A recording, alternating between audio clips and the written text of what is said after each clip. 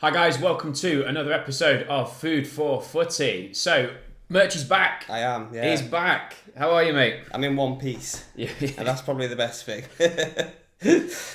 Yeah, good time in Belfast? Yeah, very good, very good. Would definitely go back in a heartbeat. Yeah, great city. Yeah, great brilliant. City. Wasn't the same without you, mate. And yeah, nice to it's good to be back. Good to be and back. of course, you're back for the Leicester City episode. Someone's got to be in there. So this week, it's actually early Sunday morning, and we've gone for a bit of brekkie. And I didn't even know this place did brekkie, mate. No. We have Popeye's breakfast. So I've got a Cajun chicken wrap with egg, sausage, cheese, hash brown in there. I've got just the chicken, sausage, patty, cheese, hash brown. It's a Cajun hash brown as well. Cajun hash brown. So looking forward to trying that on a nice cob for people northern roll. Yeah. So well, we'll see what it's like. We'll see. It could be good early Sunday food. Yeah. If you're watching Match of the Day rerun or something like that. Yeah. I We'll mean, see. some games are on early sometimes, isn't there? And when there's a few, some 11:30 kick-off, so you never know. Now, the first place we can start on footy, England-Greece. Yeah. Wasn't a fun watching, was it? Now, do you know what? We were saying as we were getting set up for the pod, I said to you, he's come under a lot of stick. Yeah. Because he obviously left, Kane was injured, left Watkins out, and tried to play Bellingham, Foden, Saka, Palmer all together. Tried to get them all in. I actually think fair play to him. Yeah, he tried it, and like we was talking before, everyone was calling out for it during the Euros, and it kind of just showed why that balance doesn't work. Yeah. You need to still get that balance right. So, fair play for trying it. However, they were really poor. Really They poor. were. I mean, I think we've got to give a bit of perspective. Like, it's Nations League. And I know there's a trophy at the end of it. To be honest, I still have no idea how people actually get to the final. The format is so I think we're in the second group, aren't we? We got relegated or something last year. How can you get relegated in international football? Honestly, it means absolutely nothing. Yeah. But I don't think anyone is crying that we might not win the Nations League. No. I don't think there's going to be disappointment. I mean, the fact he's an interim manager, the job's not his, and he's taken that big a decision. Yeah. Apparently, he's come out as well and said he doesn't want the full-time job. There was rumours yesterday that I seen. Stick with the under-21s. He wants to stick with the younger age group. So fair play to him, but who England get, I'm not sure. I mean, I know you don't like him. I'd go Eddie Howe. If you had to stick English. I think if not, then... There's talks of Tuchel, isn't there? Thomas Tuchel. The thing is, Gareth Southgate got absolutely slated for playing a more defensive style. Well, Tuchel, the Chelsea fans we've had on know better than anyone. They 3 at the back, sit deep. They were horrible. I mean, to play against. the only difference is with Tuchel and Southgate, he's probably an elite manager. He's won stuff. He's managed the best clubs. Maybe in Europe. that's the difference. And maybe he might do well with tournament football. With England, with the players that we've got at the minute. I mean, I wonder if that would buy him a little bit of time. So the idea that actually, when we look at Southgate, because he hasn't won anything, because he hasn't done anything, we're looking at him being boring and defensive and going, come on. But actually, if we're getting Tuchel, we know that's his style. It's like you get Jose. You know what you're going You're going to get a very solid team. Nothing exciting, but you know what you're getting. I mean, Klopp's now out the running with his... Red Bull job. Oh, yeah. The Germans are not happy about that. I know Dortmund fans are absolutely livid with it because of the whole Red Bull thing over there.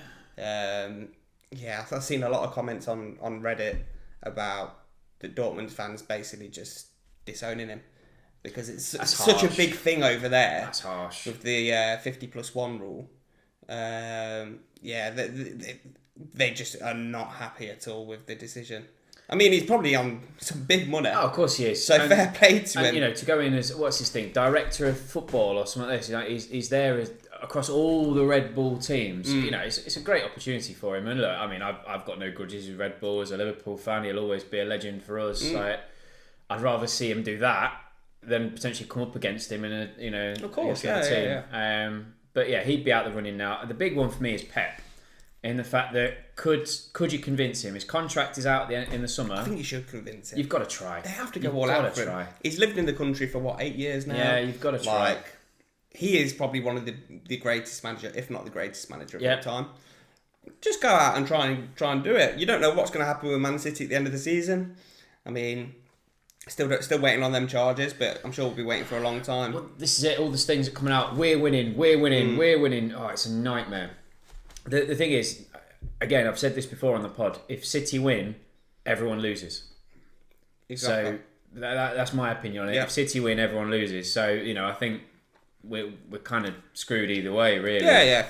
Either way, whatever happens, it's Man City, isn't it? Well, that's it. But yeah, we'll have to see. I mean, fair play, Carsley. Gave it a go. Yeah, just didn't work. Far too offensive, but it's the opposite. We were saying far too defensive in the Euros. Now we've got far too offensive. I think you just need a manager who will find the balance.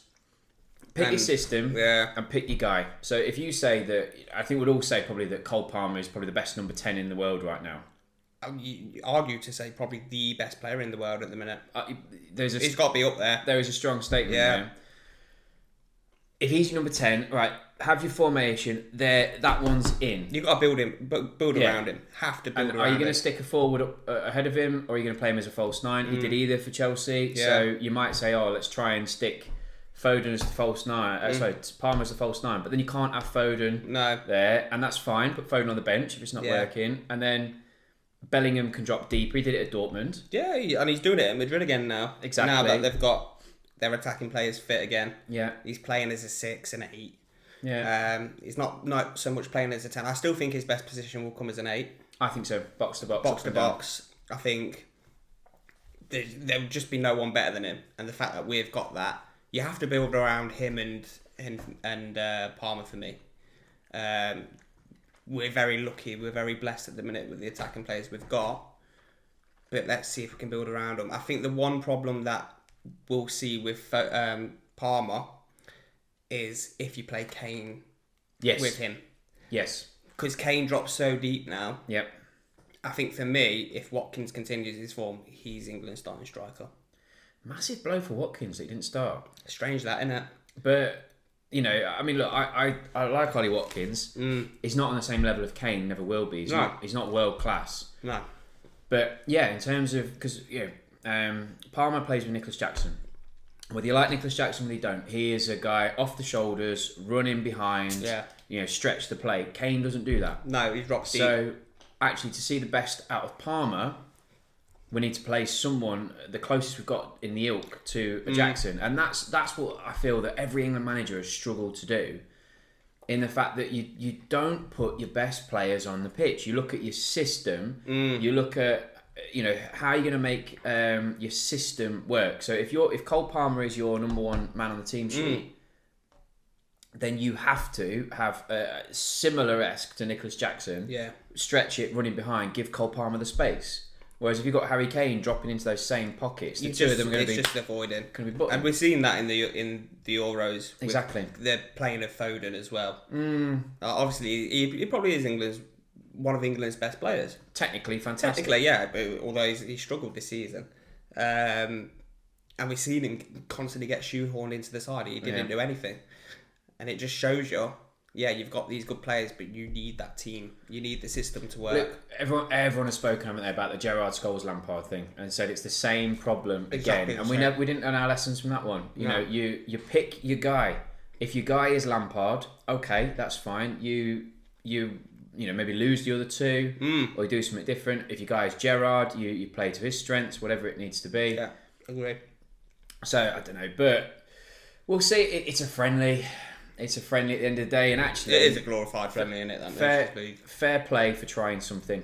Fair play for trying something. Yeah, he tried it, and now everyone can realise that them pointless drafts that people were doing in the summer where they were playing 3 at the back with 18 attacking players. Yeah. You're not managers, you don't know what you're on about, okay? Once you've been in that situation, you then know. And Carsley's done that, and it's just shown everyone, and everyone's got egg on the face now. So... yeah, fair play to him, but we'll see what happens next. You gave me a nice segue there when saying egg. How's the food so far? Mine's half gone, which is that's fairly slow for me, isn't it? Well, do you know what I said before? I said I'm going to test you on this one, Murchy, because everything you demolished straight away. I thought I'll give you a Popeyes chicken that we don't know how good the breakfast is. I'm enjoying it. It's nice. It's a sausage patty, isn't it? Not a sausage patty. Chicken sausage. patty. Chicken sausage patty.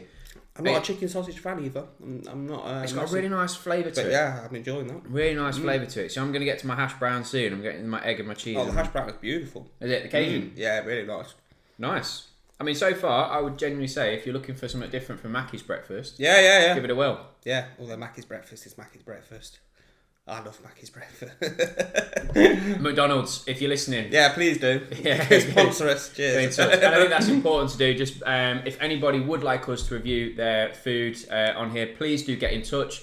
Please do let us know. We can either have a takeaway like this or we can come to you. Yep. Happy to do a pod from your restaurant or place of business. Absolutely fine. But do get in touch if you'd like us to review your food for footy. Right. Let's get on to the main episode. Because we said it is a Leicester City episode. Now, the reason why we're doing Leicester City is because last week when the Premier League was happening, you guys were the winners. We were. In your little relegation battle. We were, yeah. You guys were the winners. You got yourself your win. I wasn't expecting you to beat Bournemouth, to be fair. Yeah. Bournemouth, we've spoken about Bournemouth before. Yeah, I love them. How much of a good team they are. Yeah. We were lucky to win, in my opinion. Watching the game, first half, we probably were the better team. Second half was very poor. Sat back for probably the majority of the half. Bournemouth had a goal disallowed. Whether it was or not, I'm not sure. Although we should have had a certain penalty in the first 20 minutes. Blatant handball. Yet again, we don't know what the handball rule is in this country. No. Mixed definitions of it. But we were very lucky to win. And I think if Bournemouth did score on that Werner disallowed goal, Leicester fans would probably say that it was a fair result, a draw. But a draw actually against Bournemouth is a very good result. Yeah, I think, but just because of being at home, I think you have to go into that win that. I know we've got Southampton away next. That's a must win. That is a massive game.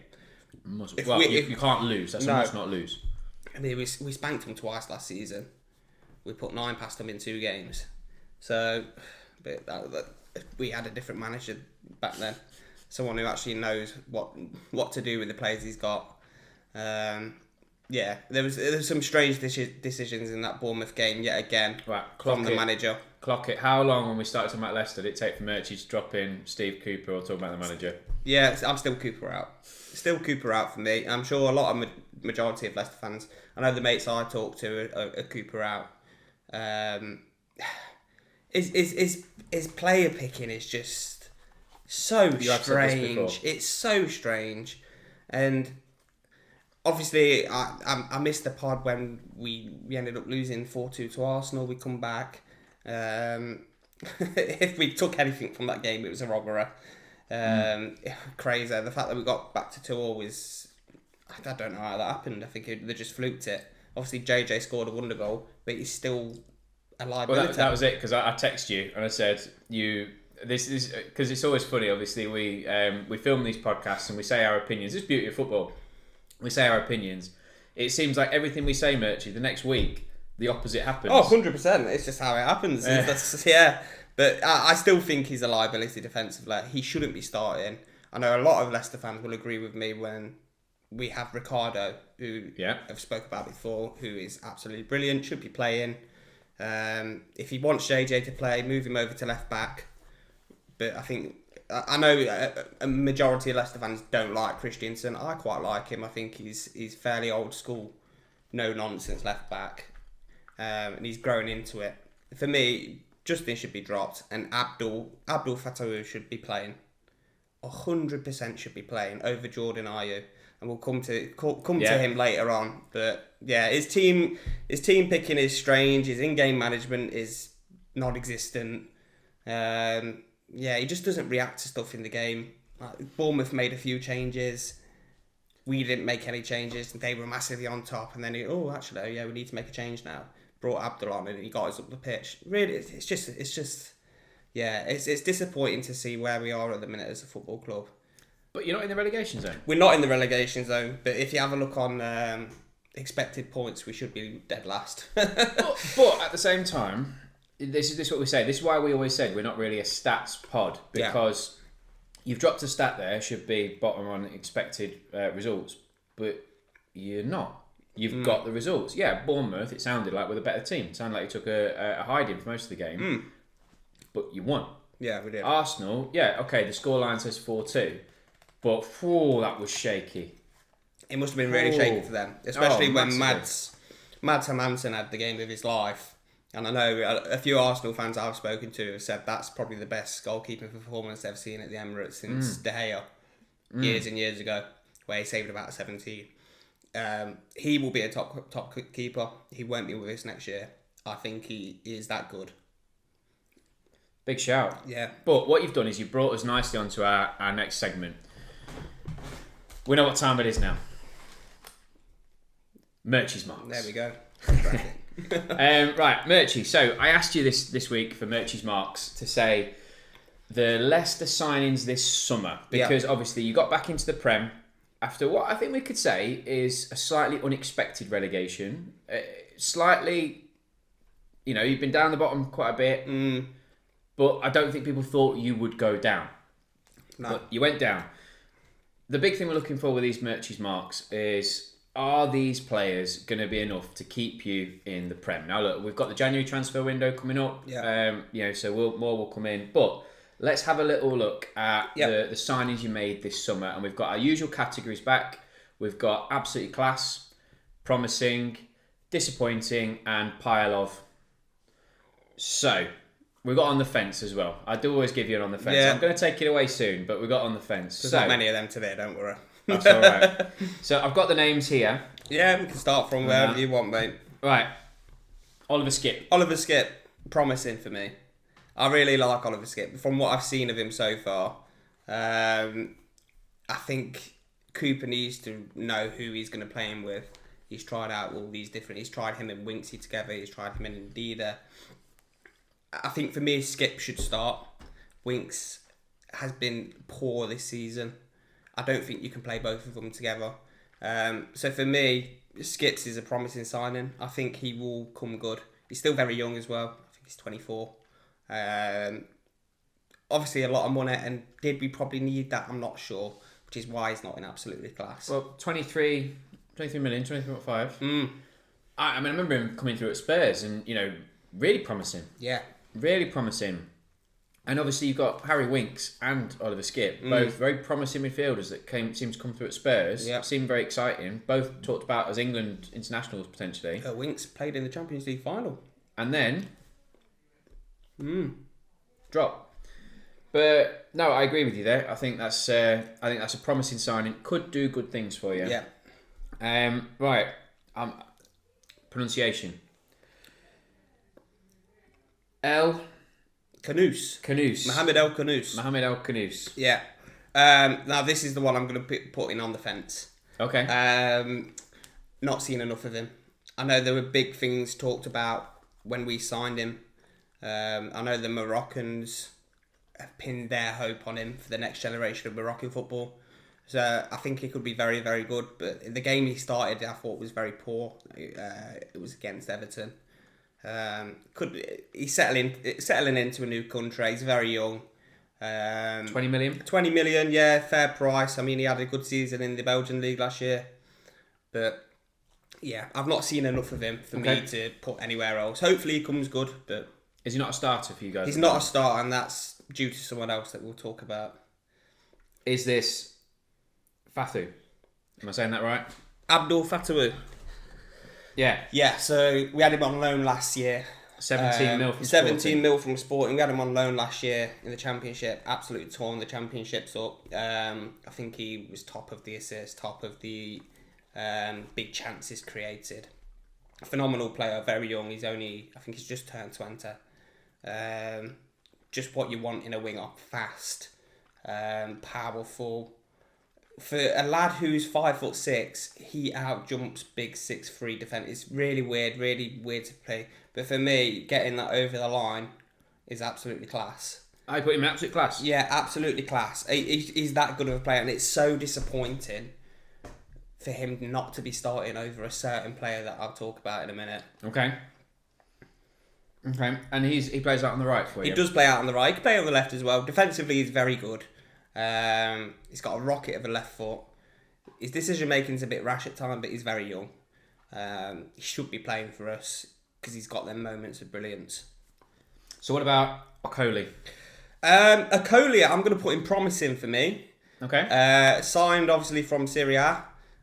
From Frosinone, was it Frosinone? I got Atalanta. Atalanta. I think he was on loan at Frosinone last year. Is he a starter? Is he regular? He is a starter now. Yeah. Because you did have Vestergaard and yeah. Fest, Jan was starting. He got injured. Probably a good thing for you. Probably a good thing. Although I think Okoli will look better next to Jan than he does Fass for me. Okay. It looks very strong. I can see what will happen. Hopefully we get back into the way we were a few years ago. We picked someone up for 20 million and flog him for 80.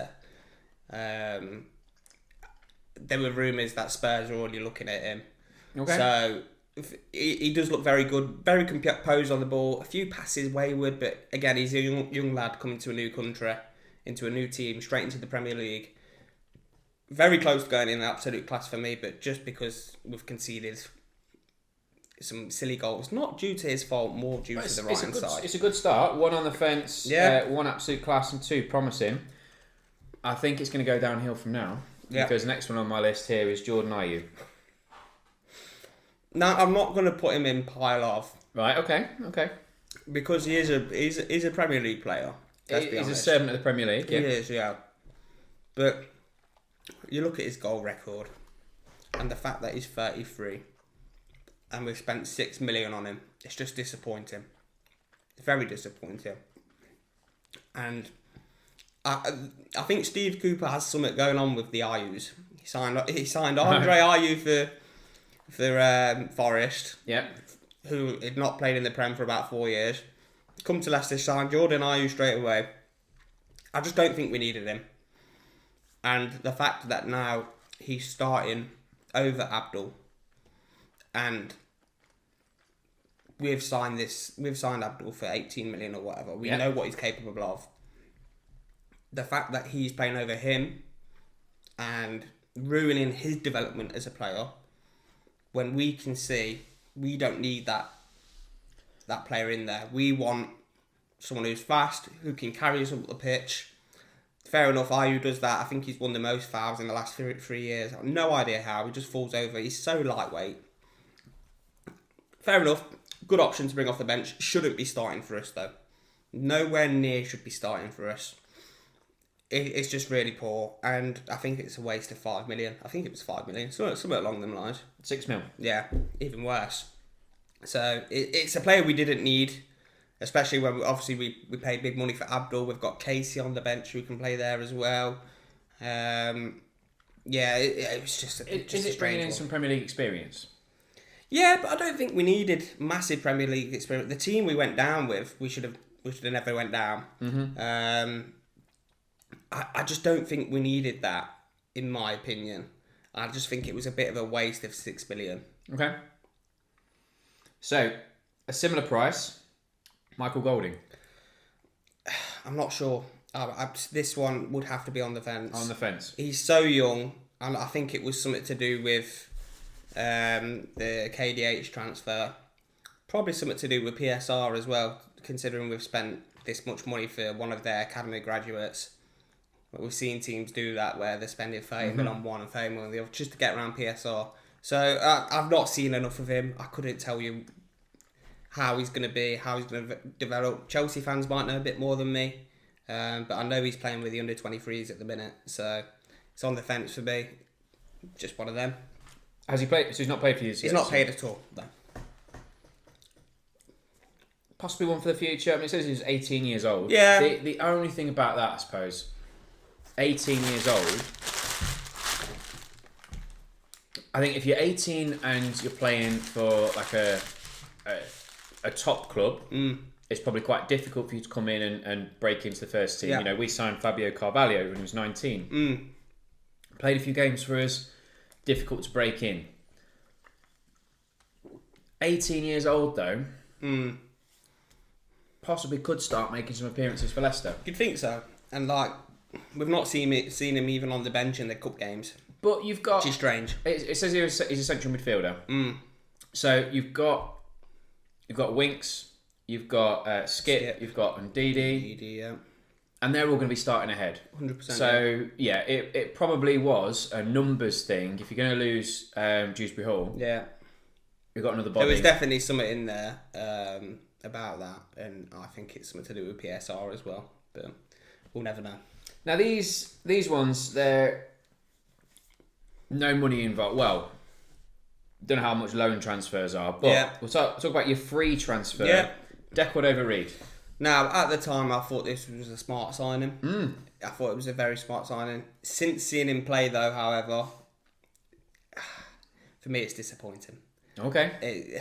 I thought, like I said, at the time, free transfer, Premier League player. Yeah.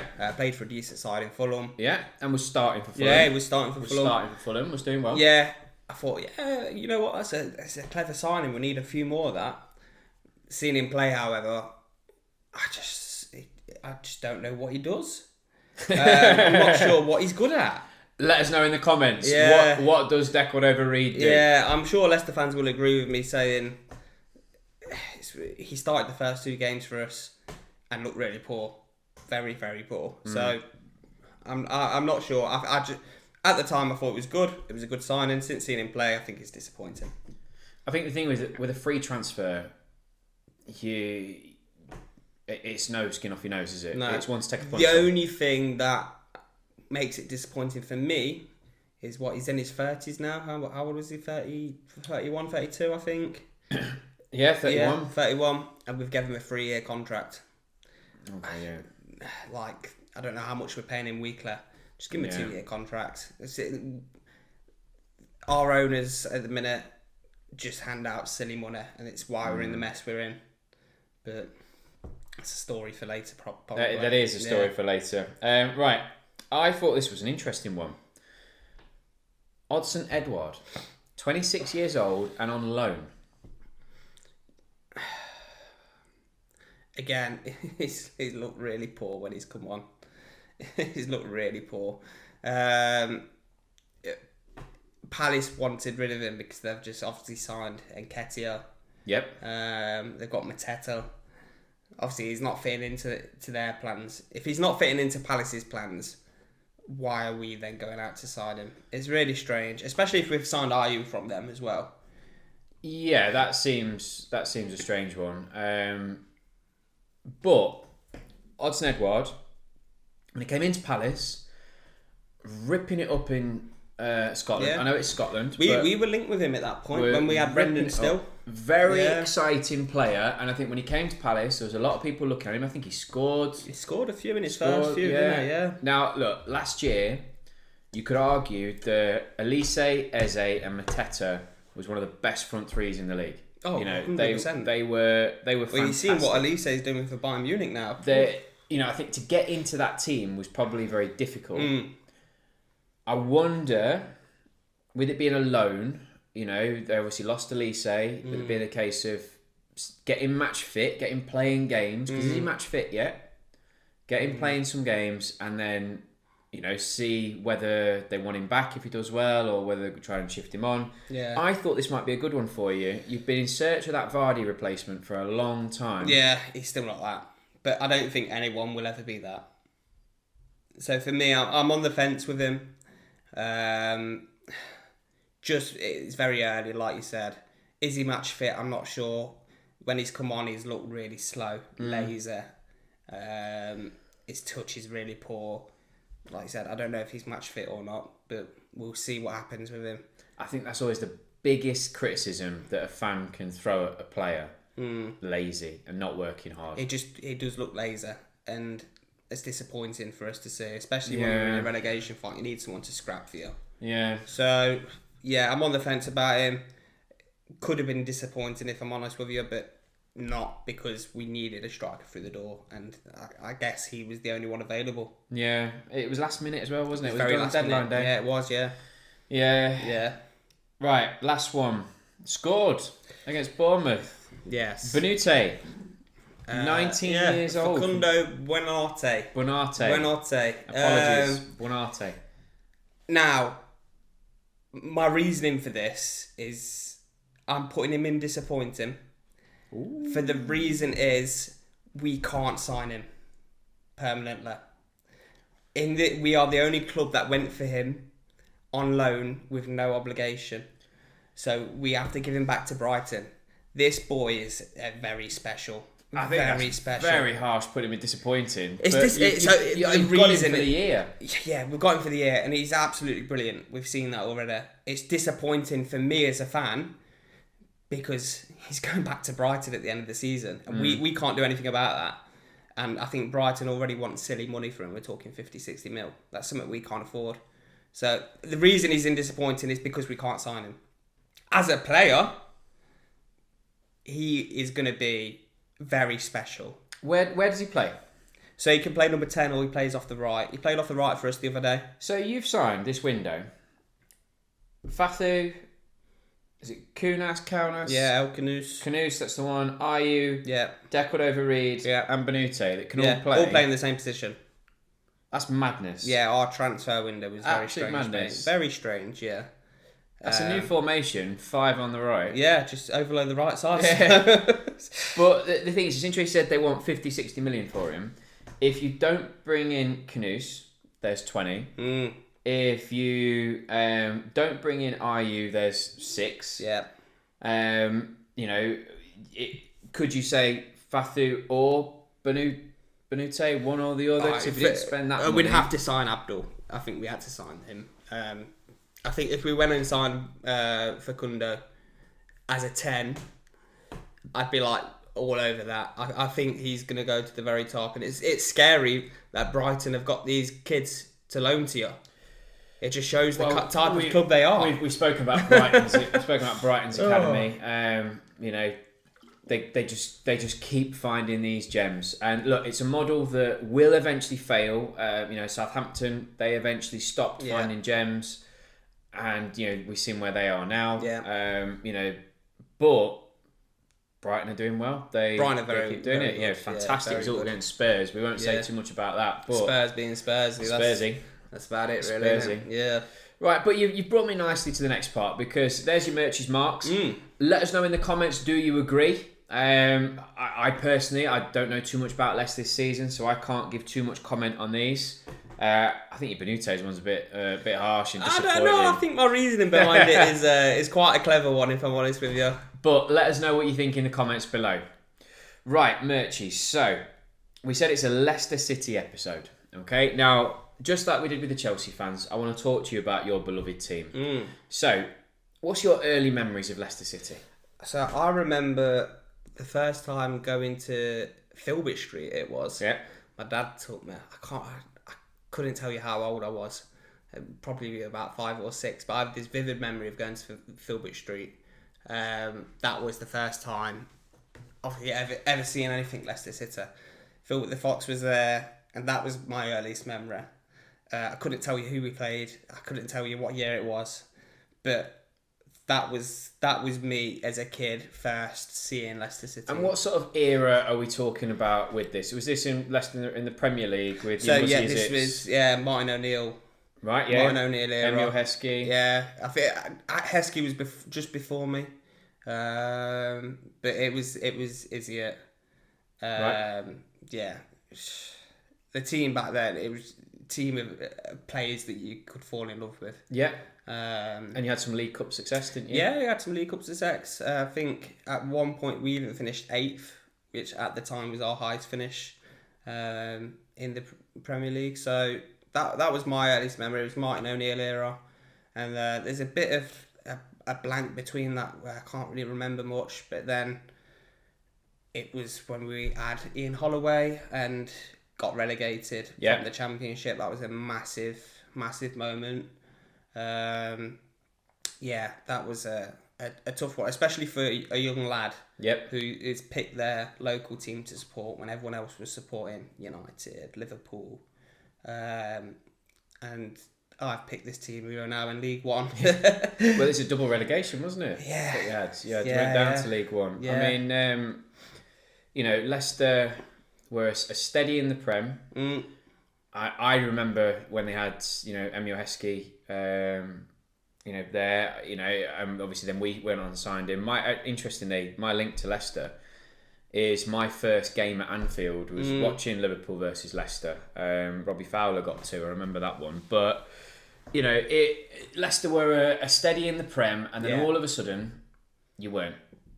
And you dropped, and you went. Very rocky. We was during that time, we had Milan Mandrić come in. Yes. Brought the club out, sorted all the debts out, because we was very close to administration. I know Lineker was involved in that as well. But obviously Mandrić come in, went down to League One, hired Nigel Pearson. Yep. What a man, by the way. Love Nige. Yep. Brilliant manager. Got straight back up from League One. I still remember going to some games in League One. Even some of the away days when I think I was in year 7 at the time. Oh, no, I think I might have been in year 6. I can't remember. But yeah, it a long time to think about, and I know obviously as a young lad that was just what I seen of Leicester City, but for many other Leicester fans it was unheard of being in League One. Yes. So yeah, it was a strange time. Obviously Nige brought us straight back up, and when we had a bit of a steady time in the Championship for the next few years. I know the season we come up, got to the playoffs. Kermagant chipped a penalty against Cardiff in the playoffs. Did you not win the Championship to get up to the Premier League when you came back? So we came back up in 2010 and we finished, I think, 5th that season. Went to the playoffs against Cardiff. Remember going to the home game. We lost 1-0. Peter Whittingham scored. Right. Absolutely baller he was. He scored a free kick. Then we went to Cardiff. Steve Howard scored 2. Ended up going to penalties. Kermagant chipped it. One of the worst penalties I've ever seen. You might have seen it before. It was an awful penalty. This is when Watford beat you. No, that was a few years later. Oh, okay. That was a few years later. So we got to the playoffs. Nige then left. Sven come in. At the time, it was very exciting. And you're still in the Championship. Still in the Championship, yeah. Because Sven come in. Obviously, Vichai on top brought the club from Mandrić. So it was a very exciting time. We played Madrid in a pre-season friendly. Remember going to that in 2011, seeing Ronaldo at the KP in his prime. Dead strange. Really exciting. We were splashing cash on players. I think we brought Matt Mills for 5 mil. We brought Beckford from Everton, who was starting for Everton in the Prem. It was awful, by the way. That model didn't work. And Sven ended up getting sacked, and we brought Pearson back in, who then steadied the ship. Got to the playoffs a year later. Obviously, that was the Watford game.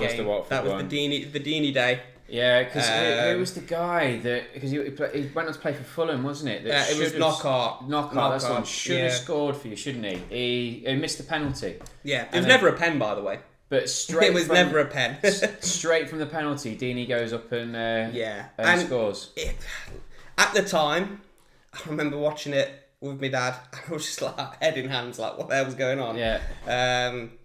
You look back on it now, though, that led to us winning the Premier League. Well, it does, doesn't it? Yeah, it does. If we went up that season, we would have come straight back down. Yeah, we wasn't ready for the Premier League at all. So Deeney scoring was a blessing in disguise. Obviously, the year later, we smashed the Championship. I think 106 points. Obviously up to the Prem. Nige was great. We signed Mahrez in the January window for 600k. He come in and tore it up with him and Knockaert on one side.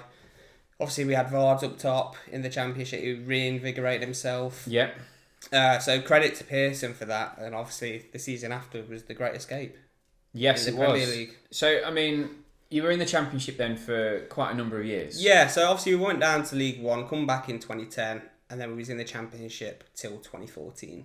So the 13-14 season is when we won the Championship and went up to the Prem. So obviously, as a Leicester fan, so you don't really remember the Premier League era beforehand. No, not massively. So no, you've seen this club, and look, we live in Leicester, and I think the one thing that I admire about these sorts of cities that have these one clubs is the city is a passionate fan of that club. Yeah. where you have two teams, there's always a divide, and the City can't necessarily get fully behind the club because they've got to be careful of allegiances and all this sort of stuff. Whereas we talk about Newcastle with the Geordies, and they're all Newcastle fans. Yeah.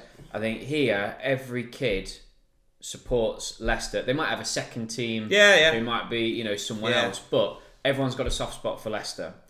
So your beloved Leicester, you've been following them through thick and thin, League One days, Championship days. I know you've mentioned Forest on here a few times. Where Forest were in the Championship, you're in League One. Yeah, we always avoided them. It was one of the other ones. Yeah. So and then you get up. So you have the disappointment of the playoffs with Troy Deeney, and then you get up. And what's called the Great Escape, as you say. It was the Great Escape. Now, is Ranieri manager at this point? No.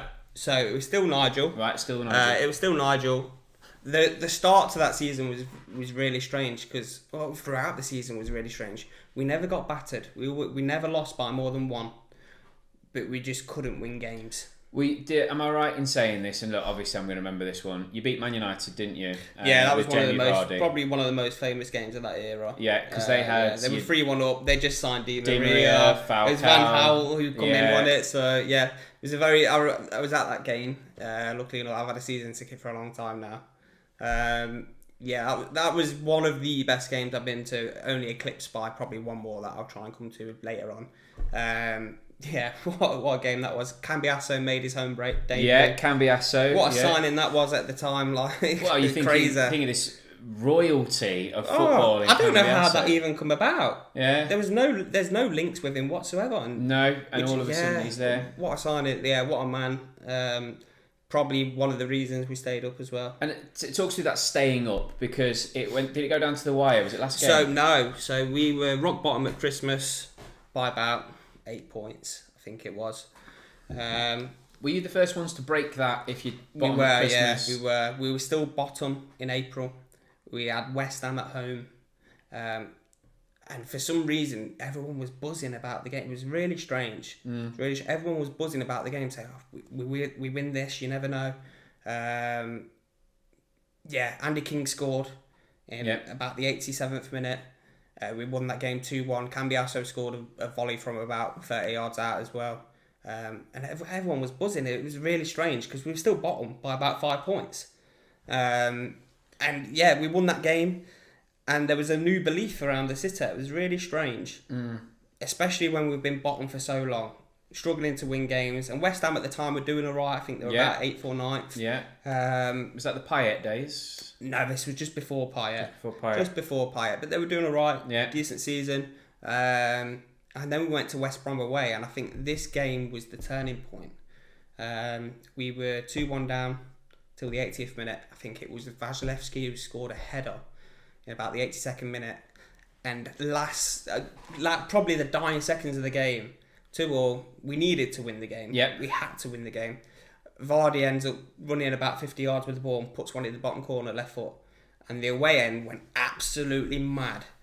And it was that point then that I think everyone was like, hang on a minute, we're going to stay up. So do you think it almost had to be that resignation of we're done, pressure's off, we're down, and with that pressure off, we're the underdogs, let's just give it a go. Yeah, and I think that's what it was. Apparently there was something in the background where Cambiasso was helping the coaching team as well. We changed our system to I think it was a 3-5-2. Well, that was it. Am I right in saying it was that then system that essentially won you the league? Kind of. So the players that we brought back into the system, so Mark Albrighton didn't really have a sniff all season. We brought him back to play right wing back. Brilliant. I think we ended up obviously playing Drinkwater more. Yep. Which again, he was vital. Vardy had a partner up top, which kind of reinvigorated him, and it brought Mahrez back into the team. Centrally it did, but then we seen what he did the season after. So the change of system and the bringing in of players who worked last year, that kind of did everything for us, and we ended up, I think, winning 7 out of 9. Yeah. We drew to Sunderland. That kept us up. It was a 0-0 draw. I think it was 2 games before the end of the season, sent QPR down, and we played QPR in the last game, and I think we put 5 past them, and from then it was like, oh, okay, Premier League side, we're sound, good to go. So that must have been that must have been special by itself. So the fact that, especially, your age Leicester fan, hadn't seen much before and had seen these relegations. Yeah. You've got up into the Premier League, having a record championship points, and then you've defied the odds and stayed up. Yeah, crazy. Now, if I'd have asked you at the start of that season, I probably did, what do you want from this season coming up? You'd have said, same again, please. Yeah, staying up. Right. Talk about this, because people say that this is the biggest achievement in football. Now, I'm going to be completely honest. I hated it. Now, everyone says, oh, it was the best moment in football. Personally, as a Liverpool fan, I was ashamed because I thought we'd spent money that season. I think we brought Benteke in. We'd spent money on Firmino at that point. Yeah. He goes on to be a legend of the club. But, we'd spent heavy money on players. Man United had spent heavy money on players. Chelsea had spent money on players. City. All these clubs had spent heavy money on players, and for none of them to win the league, and the fact that you won it on 72 points was when you clinched it. I mean, I think when, people that don't have an affinity to Leicester, because I know a lot of our friends that are Man United fans will say, oh, great for Leicester. Yeah. Fine, you've got an affinity to the city.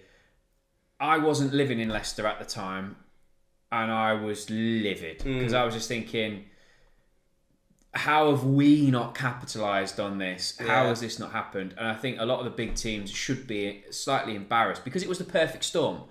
I hope Leicester fans don't mind me saying that. It was the perfect storm in the fact that all those big clubs, the big six as you call it, had shocking seasons. Yeah, and it was. Had terrible seasons. The stars aligned. It did. The stars aligned. That's enough about my moaning about the situation. You can tell I'm not bitter in the slightest. But come on, tell us about from a Leicester point of view. Yeah, so the season started really strange. Obviously, we had the whole thing in Thailand. With, that people have heard of, with Nigel Pearson's son and a few of the academy graduates. Obviously, there was a bit of falling out with Pearson and the board, which ended up meaning he was sacked. I know a lot of Leicester fans, if not all of Leicester fans, were fuming and did not want to see that happen at all. No. And then Claudio come in, who had just lost to the Faroe Islands 4-0 with Greece. Yeah. Everyone was like, oh, what's going on? Why have we got him in? Yeah, so I think at the start of the season was a bit strange. And we weren't expecting anything. Cambiasso had finished with you, Cambiasso, yeah. And you brought in Kante. Who didn't start for a good 7-8 weeks. Yeah. So our first game was against Sunderland.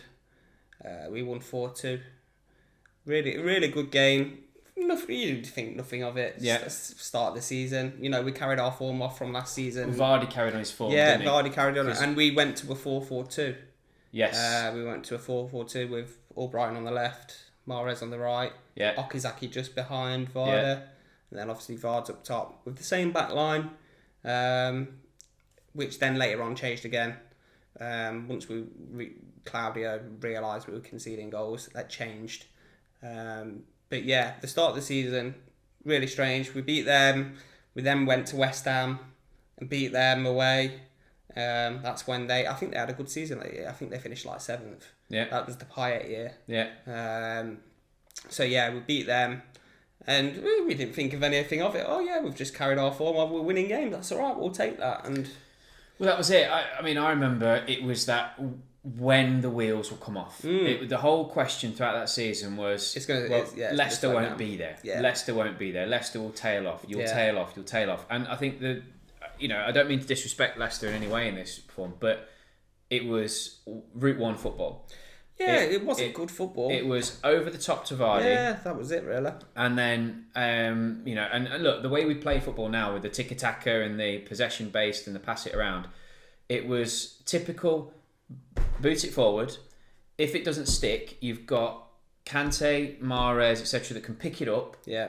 And run with it, and it was win the second balls. It was, if you don't win the first balls, win the second balls, and go direct. And you were direct.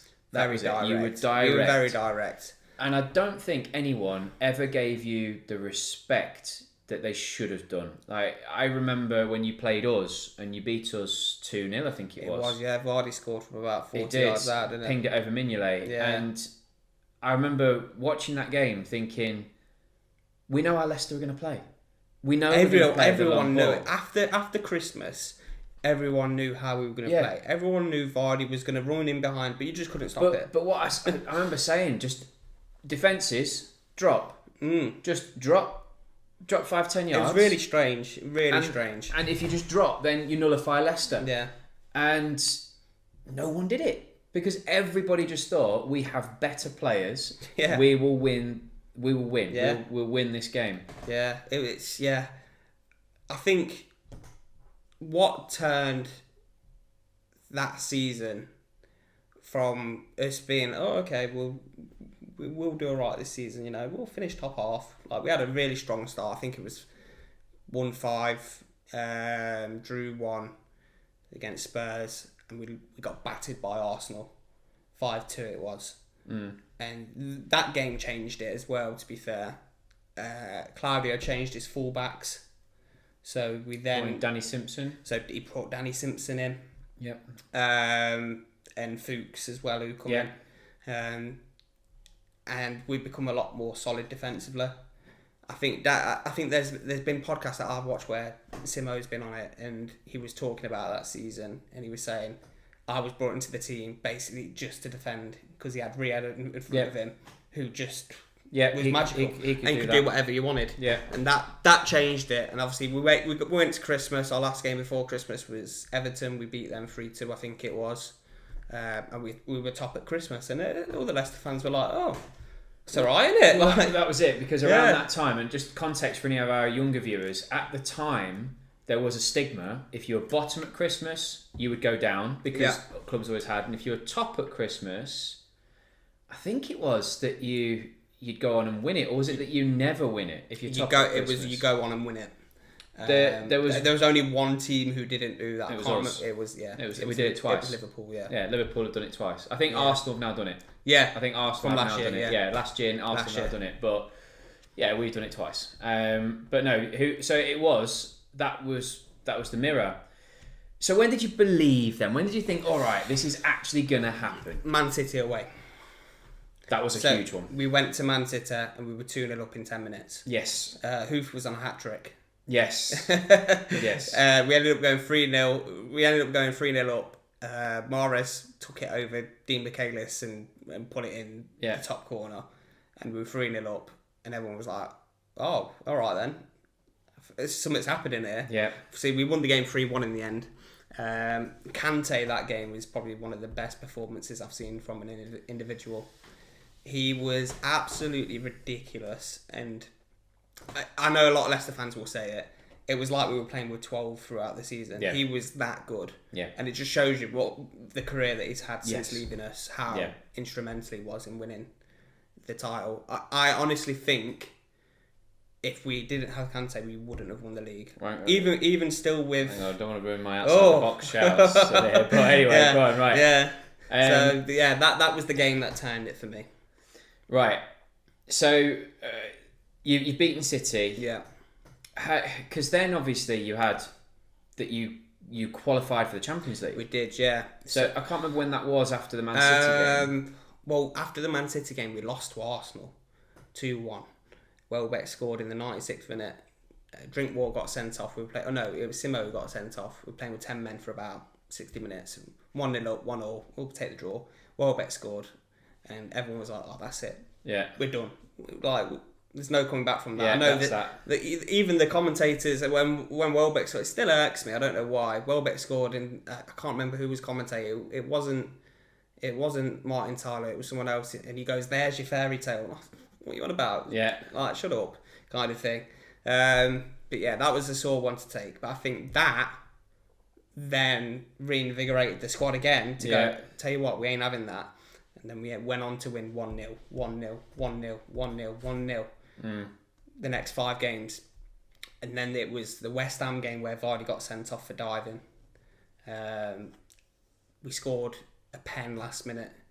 I can't remember who was reffing. But was that the game that you qualified for the Champions League? I think it was, yeah. The point took us in the Champions League. But how does that feel? How did that feel at the time? The fact that you'd seen nothing but Championship and League One football at that point. Yeah, and you had the Great Escape. Be in the Champions League. And now you're guaranteed that you are going to be playing Champions League football. Yeah, it's crazy, isn't it? Next season. Because I remember speaking. I would have never thought of that. I remember speaking to you at the time. You said, "Oh, that'll do me. Yeah, that'll do me. If we don't go on in the league, that's fine. Yeah, that'll do me."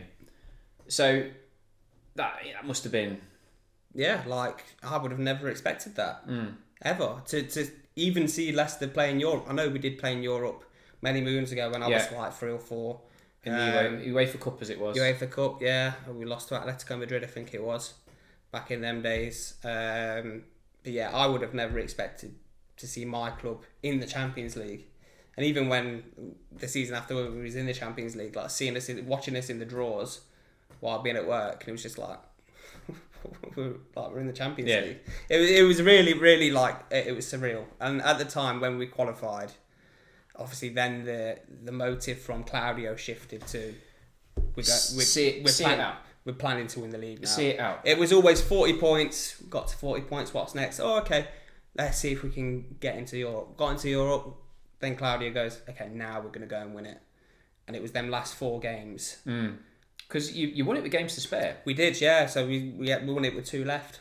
So talk us through that Tottenham-Chelsea game, because you weren't playing, obviously, when you actually won the league. Yeah. So I'm assuming you were watching it. I was watching it with my dad and my brother. I think most people were watching that game. And I know a lot of people were out watching it, but I didn't think we'd win the league from that game.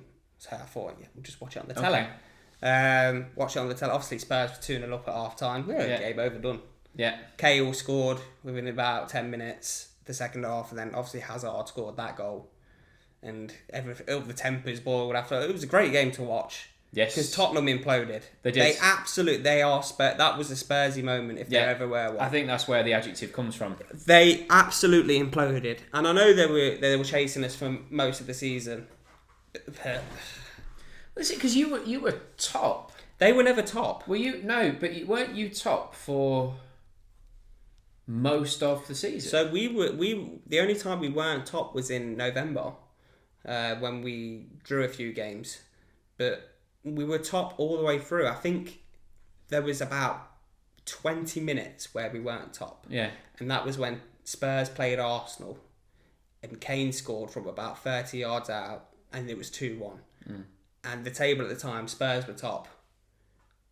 Obviously Arsenal then scored again and it was a draw. So they were top for about 20 minutes. Right. They were never in it, if I'm honest with you. But Spurs are Spurs, isn't there? So then, talk me through what you can remember then of the final whistle. So the final whistle happens and the fairy tale has happened. Because obviously you don't lift it then and there. No.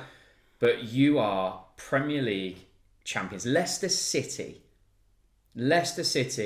are Premier League champions. How did that feel? I think I remember at the time I wanted to cry. It was really weird. But to see it on obviously Sky Sports were talking about, they didn't even speak about the game. They just spoke about Leicester afterwards. Yeah. And I just wanted to keep watching. And you saw because it was surreal. Vardy's house. Vardy's party, yeah, which is now like Jamie Vardy's having a party. Proper etched into history. It was all just surreal. It didn't feel real. And even to this day, obviously we ended up having a few seasons after where it was okay. It's just it's mad to think about that I see my team lift the Premier League. And a team outside of the big six, team outside of the establishment, as you will. Yeah. And that was what it said. It was a team outside the establishment. It was someone you never expected. And look, I don't think that will ever happen again. You know, people talk about Blackburn when Blackburn won it once. Blackburn had a lot of investment. They spent a lot of money. They spent a lot of money. For the time period, they spent a lot of money. We didn't. A lot of money. No, you didn't. And Kante and Mahrez were both less than 2 million for both of them. Yeah, Mahrez was 600k, I think it was. I think it might have been 1 million for both of them. Yeah, like obviously Vards were 1 million at the time. People, I can't believe you spent 1 million on a non-league player. I remember the comparison where they said that we'd spent 30 million on Benteke. I think our starting 11 was 20. Yeah. Something. Yeah. So one of our players was worth more than the whole starting lineup that you had, arguably the squad. And you've won the Premier League. Yeah. So I'm assuming you went to the lift and the parade. Yeah, so it was against Everton, last game of the season. Obviously, Claudio brought in Andrea Bocelli to serenade Leicester before. At the time, I didn't realise how big that was, but I'm doing some research after. To try and see him perform is an expensive thing to do. So the fact that he brought him into a Premier League game to serenade Leicester is crazy. That whole game, I can't even remember much of it, if I'm honest with you. I think we won 3-1. But yeah, everyone was just there for the lift. That's all it was. Well, that was it, wasn't it? Seeing Wes Morgan lift that. Yeah. And he did it with Ranieri, the two of them together, didn't they? And that was that. I mean, the big question I suppose I've got for you now is, that is the pinnacle. Yeah. I'm guessing right now you are not expecting Leicester to ever do that again. No. How does that feel then, in the fact that knowing that might be as good as it ever gets? I think it will be as good as it ever gets. But how does that feel as a fan? Yeah. It's mixed feelings, really, because... like I said, I've seen my club do it all now. And will we ever see it again? Probably not. What I would have liked for us to do is build on that. And we did.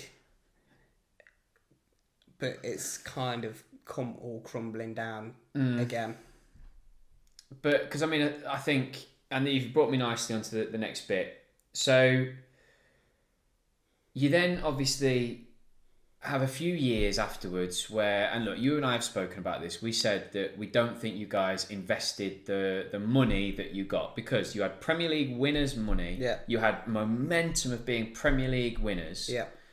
Ranieri goes, Shakespeare comes in, and look, Ranieri, his press conference has gone a bit mad by this point. We had the dilly-dally, the ding-ding, all this sort of stuff, and Shakespeare comes in. You sign the likes of Yedaka, your Ndidi, all these sorts of players. Yeah, so we signed Ndidi under Claudio still. So that was his last signing for the club, which is a pretty good signing in the end. Obviously, Claudio then gets sacked. I know a lot of the fans outside of Leicester were like, I can't believe they've done this. It was the right thing to do. And a lot of Leicester fans will agree with me with that. We would have gone down with him in charge still. Teams had sussed us out. Yes. Under him. And yeah, it was just the right thing to do. Obviously, Shaky come in. We're still in the Champions League at that point. Yeah, you're playing Champions League. And he probably gave us one of the best nights I can remember against Sevilla. Yeah. In the Champions League, which got us to the quarterfinals. I was going to say, it was the quarterfinals you went out, wasn't it, to Atletico? Yeah, so we went out to Atletico. The game against Sevilla was one of the best games I've ever been to. Atmosphere-wise, you couldn't hear anything. Sevilla brought, I think, 1,000. They were quiet. It was the loudest the KP's ever been. But you've had the Champions League, and look, hearing that anthem at the stadium, the iconic Champions League anthem beforehand. You've had that. That's happened. And where did you finish that season? 14th. Yeah, because I think it was, wasn't it? They talked about the biggest drop. Yeah. From first. The following season to where you are. But having said that, Leicester then went on a little bit of a resurgence. Yeah. And after that, Leicester were then in and around the top six. And you were talked about as contenders for the top four. We were.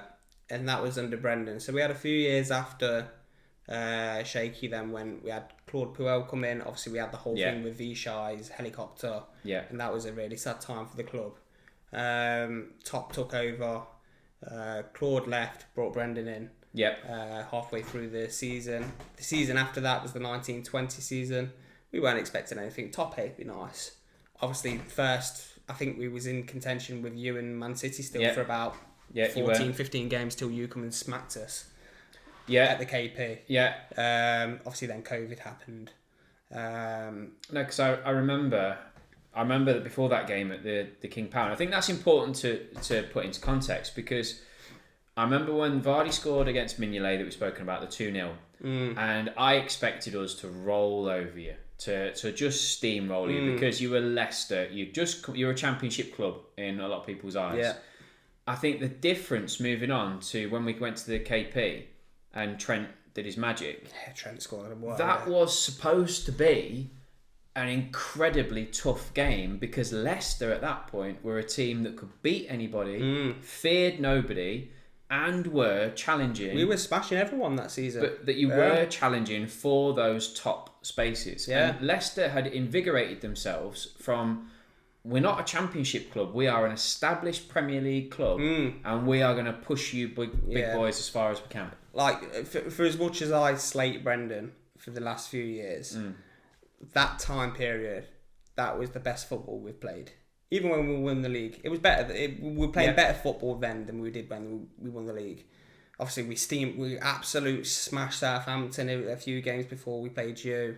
It was the 9-0. Yeah. We tore Arsenal to bits when they come to the KP. And Arsenal tried to sign Vardy. Yeah, Arsenal tried to sign Vardy a few years back. So at the time, I think we were even top for a few weeks in that season. And we was like, oh, okay. Every Leicester fan wasn't expecting to win the league that season. No. But at Christmas time, I think we were third. Yeah, you were. Top 4. You were. You know what, Champions League, we'll take that all day. Obviously, we then fell off massively. Not sure what happened. Ricardo getting injured was probably the biggest thing for us that season. Yep. And that kind of ruined us. Obviously, we finished 5th. We lost to United on the last day of the season. But that was it. The fact that you finished 5th, you were there for the Champions League, and it was that. We should have. It was that talk of, because it was it you and United vying for the Champions League, and it was whoever wins that is in the Champions League. Yeah. So this is what I mean. We've gone from this massive turnaround. You win the league in 2016, but that season was the 20 season. 1920. Yeah. So the COVID season.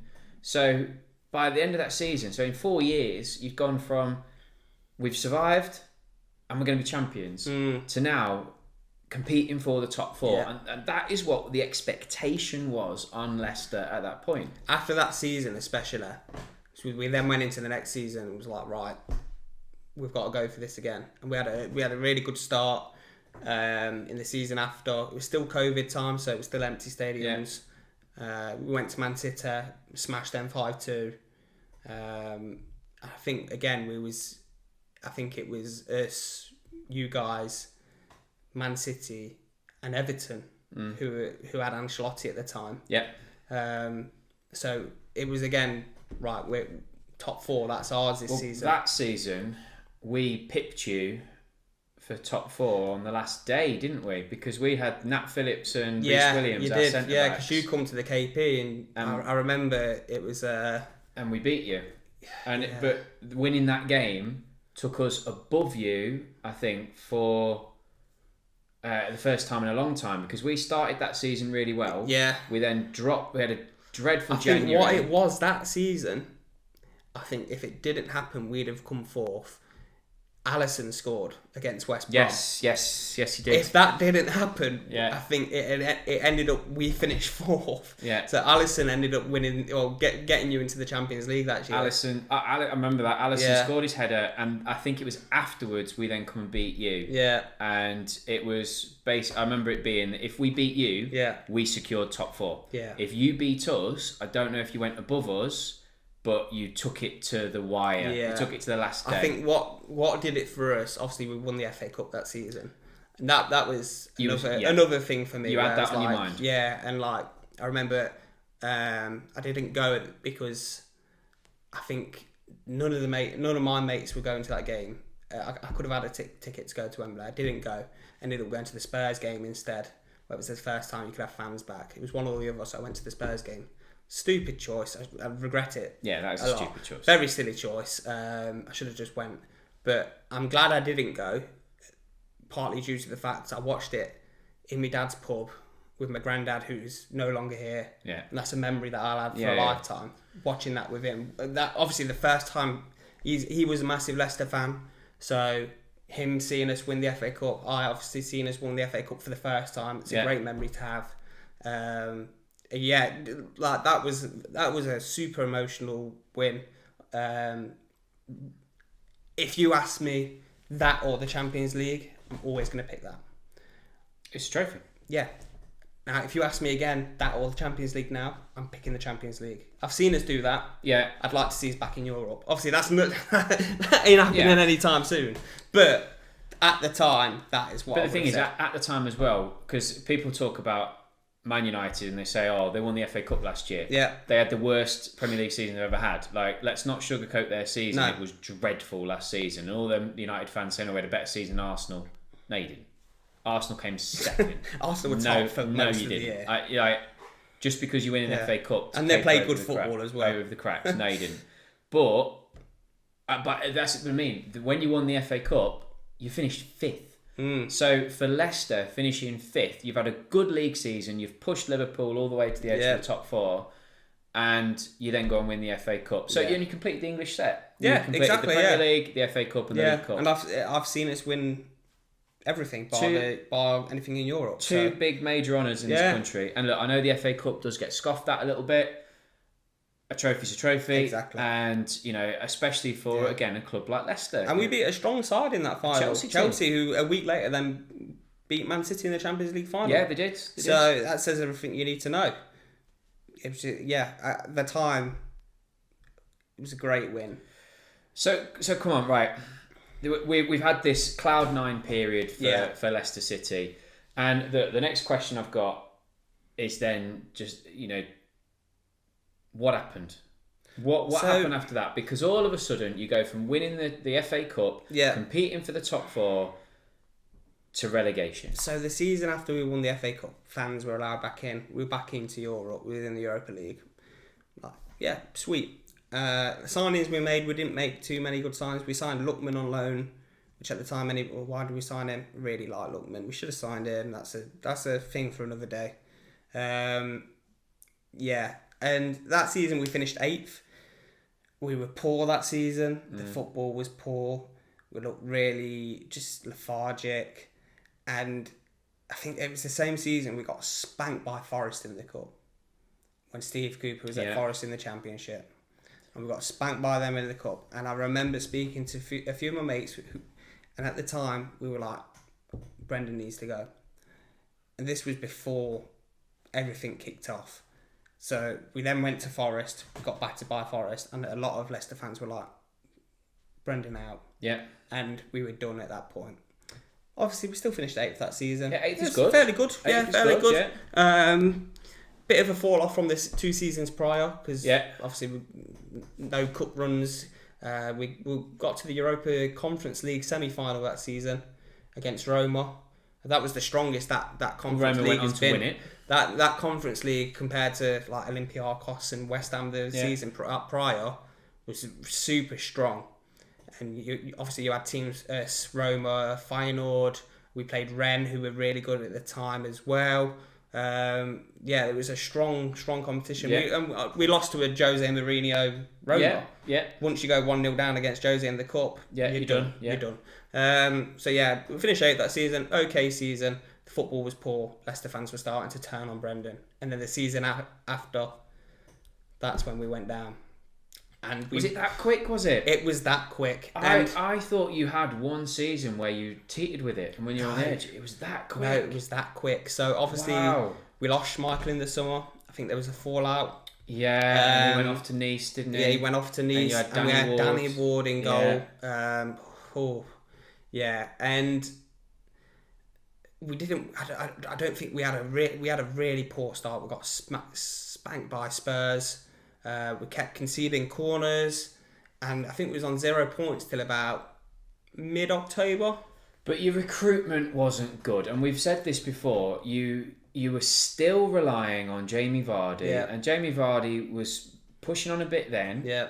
You were still so reliant on him. You'd invested in the likes of mentioned Daka, Iheanacho, all these stuff, who might have had purple patches. Yeah, Iheanacho was probably the reason we won the FA Cup. Yeah. So fair enough. But they were never consistent. No. And then you were signing these players that... look, we speak about Brighton with the recruitment. Your recruitment was not good enough. I know you brought in a Madison and a Tielemans. Yeah. I mean, Tielemans down tools for you, in my opinion. He looked like he gave up. He did. But he should have left the season when you won the FA Cup. Yeah. And we was all expecting him to leave that season. Yeah, we was all... The last day of the season against Spurs, where we lost, Bale scored twice. Obviously, that put us fully out of the Champions League. Yeah. If we won that game, we'd have been in the Champions League over Chelsea in the end, because they dropped points. So, yeah, the end of that game... Tielemans come out to look like he was saying his goodbye. Yeah. Obviously, he stayed for 2 more years, which is ridiculous. Like, I think that is partly due to incompetence of the board. Right. And our board is shocking. We have John Rudkin, who I know a lot of Leicester fans will agree with me, shouldn't be director of football. From what my dad tells me, from when he was working at the club, as a coach, my dad was higher than him at that point. So the fact that he's managed to get his way into director of football, no one knows how. He shouldn't be in that position. He's probably the reason, along with Top as well, if I'm honest with you, that we went down that season for not sacking Rodgers sooner. Yeah. Brendan Rodgers, I think every club that he's been at, if you speak to the fans, I think they'd say the same thing. And look, I can... Shelf life. Yeah. He has a shelf life. He will get playing really good football, has no plan B. Yeah, exactly. Has no plan B, but then when teams figure out, and I think his recruitment is questionable as well. I think he brings, for every Coutinho and Sturridge, he brings in a Barini. Yeah. And I think it was very similar with us. Yeah. And I remember when you got Rodgers, I remember saying to you, enjoy it, it won't last. Yeah. But you're back. We are back. Will you stay? Again, I think that depends on what happens with the manager and the board. Will the board make the right decision in parting ways with the manager, which I think should happen at some point. We have a team that's better than 3 or 4 other teams in the league. And who would you go for? So the manager is sacked tomorrow. Yeah, tomorrow I would get Moyes in straight away. Yeah, good shout. He would stabilise the club. You've seen what's happened to West Ham this season. Yep. They're fully struggled. He's a good manager. Very good manager. He's a good manager with a blemish on his record from when he was at United. And I don't... You can't take that into account with Moyes. Because United are United. They've been a mess since Fergie. Yeah. And for him to go in after Fergie and have that on his record where he's obviously got sacked... He was at that point. He was doing better than what Ten Hag's doing now. So, yeah, for me, I'd get Moyes in straight away. He would stabilise us, give it a few years, and then maybe we can push on. But I don't think that will happen. But I'm going to put you on the spot. Are you staying up? Yes or no? Are we staying up? No, we're not. Ooh. Let us know in the comments. Let us know what you think. I mean, first of all, I've really enjoyed that chat actually because.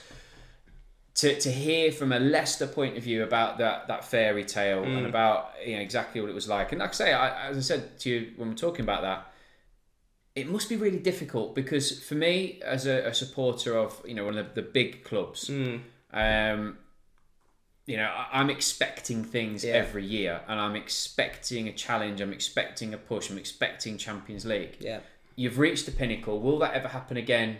Probably not. It'll be a fond memory to always look back on 100%, and always say that happened. Yeah. But I suppose it is all downhill from there. Yeah, and it probably is. But I think every Leicester fan this season will want to stay in the Premier League and hopefully have a good cup run. But I think Leicester fans have a good message to others. In that, first of all, anything can happen. Yeah. But even after you won the league, like we said, you had the drop under Shakespeare where you stayed in the Premier League, but you dropped to 14th, whatever. But then you still pushed back again. Yeah, it did. To challenge the establishment. And twice you were very close to achieving top 4. So I think there are lessons to be learnt for the clubs from 100%. From Leicester. 100%, yeah. Right, my favourite segment now. My favourite segment, outside the box. Outside the box. Okay, right. So for those of you who are new to this podcast, first of all, where have you been? Second of all, this is where Murchy and I go head to head, and we come out with statements that probably aren't going to happen. Yeah. But they're exactly what it says on the tin. It's an outside the box chance. We think about Roberto Carlos's free kicks. He took so many that went into the stands, but there was that one peach that went in the top corner. So we've got our outside the box statements. We're going to judge each other. If it's a really solid statement and actually you think, you know what, that is a brilliant outside the box shout. I could see it happening. Probably won't. I could see it happening. That's a goal. Yeah. If it's not outside the box, or if it is a bit too out there, that's a yellow card. Yeah. And if it's massively not outside the box, or is a ridiculous statement, that's a straight red, game over, top of the goals. Sorted. Do you want to go first, mate, or do you want me to go first? I think you can go first on this one, mate. Okay. So, see, what I have to bear in mind is I've got against Leicester emotions here as well. With mine. Do you know what, this is a difficult straight away one. red card, mate. Done. Right, Leicester could have become an established Big Six club. Is mine. I think there was a moment, there was a time where if you'd got your recruitment right, we would be talking about you now as one of the Big Six. Agreed. I think we should have got rid of Rodgers when we did. And at the time, Villa had Gerrard. Yep. Got rid of him at the right time and brought Unai in. Yep. We've seen what happened to them. You could have got an Unai Emery. We could have done that, should have done that. I think if we did, like you said, I think we would be pushing into that top six. I think if you'd got your recruitment right, even after you won the league, I think if you'd have got your recruitment right, because I think your recruitment has been shocking. I think you could have become there was a window for you to become an established Big Six club at the expense of, say, like a Spurs, even at the expense of someone like an Arsenal, because although it seems silly to say this now, because they're challenging for the league title, look fantastic.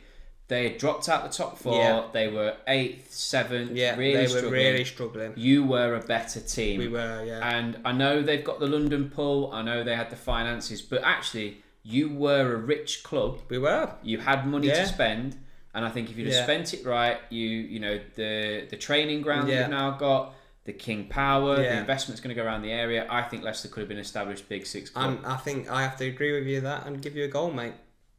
So, boom. I think you're bang on there. I think we should have been, and I think it's incompetence from the board that we are now where we are. I didn't know whether that was outside the box enough. I think it was, because you see where we are now in comparison to 3 years ago. Yeah, and in comparison to Spurs and Arsenal. Exactly. So I think you're bang on there, mate. I really do. Come on then, Murchy. So I don't want to end the game super early, and I don't want my Leicester tinted glasses to overbear stuff. But similar to your shout, I'm going to say, and I'm going to bring COVID into this. If COVID didn't happen, Leicester, that season we finished 5th 2 times. Yeah, we would have finished top 3. Right. There's certain reasons why. Go on. COVID ruined the club's finances. Yes, because it hit you massively. Because of the business that Top has with airport duty free. Yeah. We were skint. We had no money, so recruitment was ridiculously poor. Yeah. If COVID didn't happen, we still had the fans in the ground at the time. The atmosphere was really good in the KP. We were winning games. We were playing beautiful football. And the atmosphere was really good. That all got taken away from us. And I think with that, we would have finished behind you and Man City. I'd give you a goal for that. I'd give you a goal. I think that's fair enough, because I know the reason. I say the reason why we had the drop off after we won the league was we lost our 12th man of Anfield. Yeah. And there were games where we needed that, and because we were just on the high of winning the league. Yeah.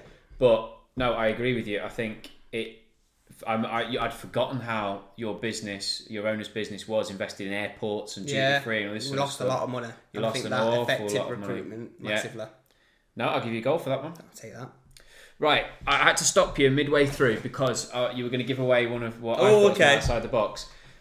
Kante was more important to Leicester winning the league than Jamie Vardy. Agreed. I 100% agree with that. I think if you don't have Kante, you don't win the league. No, I agree. think if you didn't have Vardy but still had Kante, you could have won the league. Yeah, no, I'll give you a goal for that, mate. I think that's bang on straight away. Like I said previously, you've seen the career that Kante's had phenomenal. Post Leicester. Phenomenal. One of the greatest players of this generation. One of the greatest midfielders of all time, you'd have to say. I also think you let him go too easily. We did. We put a release clause in. Well, I haven't put this as my. I haven't put this in my outside the box. You let Mahrez and Kante go far too easy. Now Mahrez, I think, put in a transfer request. He did that season. He kicked off in January. He obviously ended up staying. I don't think you had much of a choice with Mahrez, but Kante. No. We hold on to Mahrez too long, if I'm honest with you. We got a lot of value out of him. We should have definitely not kept him for that much. But Kante, I thought Chelsea came in, was it 30 mil? 30 mil. And I thought you just went, all right. Go on then. Yeah. I think actually you could have probably. I think, was that before the Neymar boom? Because Neymar, when he did his £200 million transfer, that threw the market. I think it was after that. Because if it was Neymar was 2014 to Barcelona, wasn't it? Because if it was after we went to PSG, it might have been after them. Because there was a Neymar boom that sent prices ridiculous, but 30 million, I think you could have pushed, and I don't think Kante is the kind of player that would put in a transfer request and do. And I think actually you could have kept him. Yeah, I think we could have, but I know you had Ndidi there, and it was a case of we've already got the replacement, so let's go. But all right, go on, back to you. Back to me. Okay, so staying on the topic with Jamie Vardy. Yeah. Jamie Vardy, obviously goal scoring records now, he's nearly in the top 10. Yeah. Jamie Vardy is a top 10 striker in Premier League history. Ooh, Premier League history. If you think at the club he's been at, right, the goals he scored. Right, so I think history is a big statement. Right, we always do this, don't we? We say, right, name the 10, the 10 above. Shearer. Yeah. Because again, think of the club record scorer. Yeah. Henry. Yeah. Van Nistelrooy. Yeah. Rooney. Fowler. Owen. I mean, you could even go. I know Owen's a bit of a strange one, though. Won the Ballon d'Or. He won the Ballon d'Or. Won the Ballon d'Or. But yeah, Owen's a bit strange for me. Like at the time, yes, but looking back, he's a sick note in a sick note. Won the Ballon d'Or. Yeah. Okay. If not, then you've got. I mean, if you even take Owen off, you've got Cantona. You've got Andy Cole, who doesn't get the props I think he deserves. He deserves now. Bergkamp. Yeah. You know, which class Bergkamp as a striker? I know people say he played as a 10. Yeah. But you know, he was a goal scorer, wasn't he? He was there. Yeah. You know, I think you've then got Drogba that you look at there. I think Drogba was just better in big games for me. But I think Vardy, the big game player, won him the Champions League. Yeah, he did win him the Champions League, but I think in the Premier League, you look at goal scoring as well. Now, it has to be up there. The thing is, if you talk about longevity, this is where my next few. I mean, Kane. Yeah. Kane, you forget he was in the Premier League now. He's won a lot more than Kane. Well, yeah. Yeah, I did love Vardy's celebration. Yeah. To Spurs. Yeah. One. Just remember. Yeah. 0. I think. You know, but then you've got the likes of Les Ferdinand that you can put in there if you go way back. I think where your argument comes in is, I suppose, it's longevity. Yeah. Because if you said to me, who would you rather have? A prime Luis Suarez, a prime Fernando Torres, a prime Jamie Vardy. For these ones that are only there for a few short seasons, I'm taking Suarez, I'm taking Torres. Hands down. But I suppose what Vardy's got is he's got longevity, hasn't he? He's got the fact 10 years now he's been doing it for. Yeah. And considering he made his first Premier League start when he was 28. Yeah. But top 10. I just think for the sheer amount of goals that he scored, for the club as well, he could have gone somewhere else.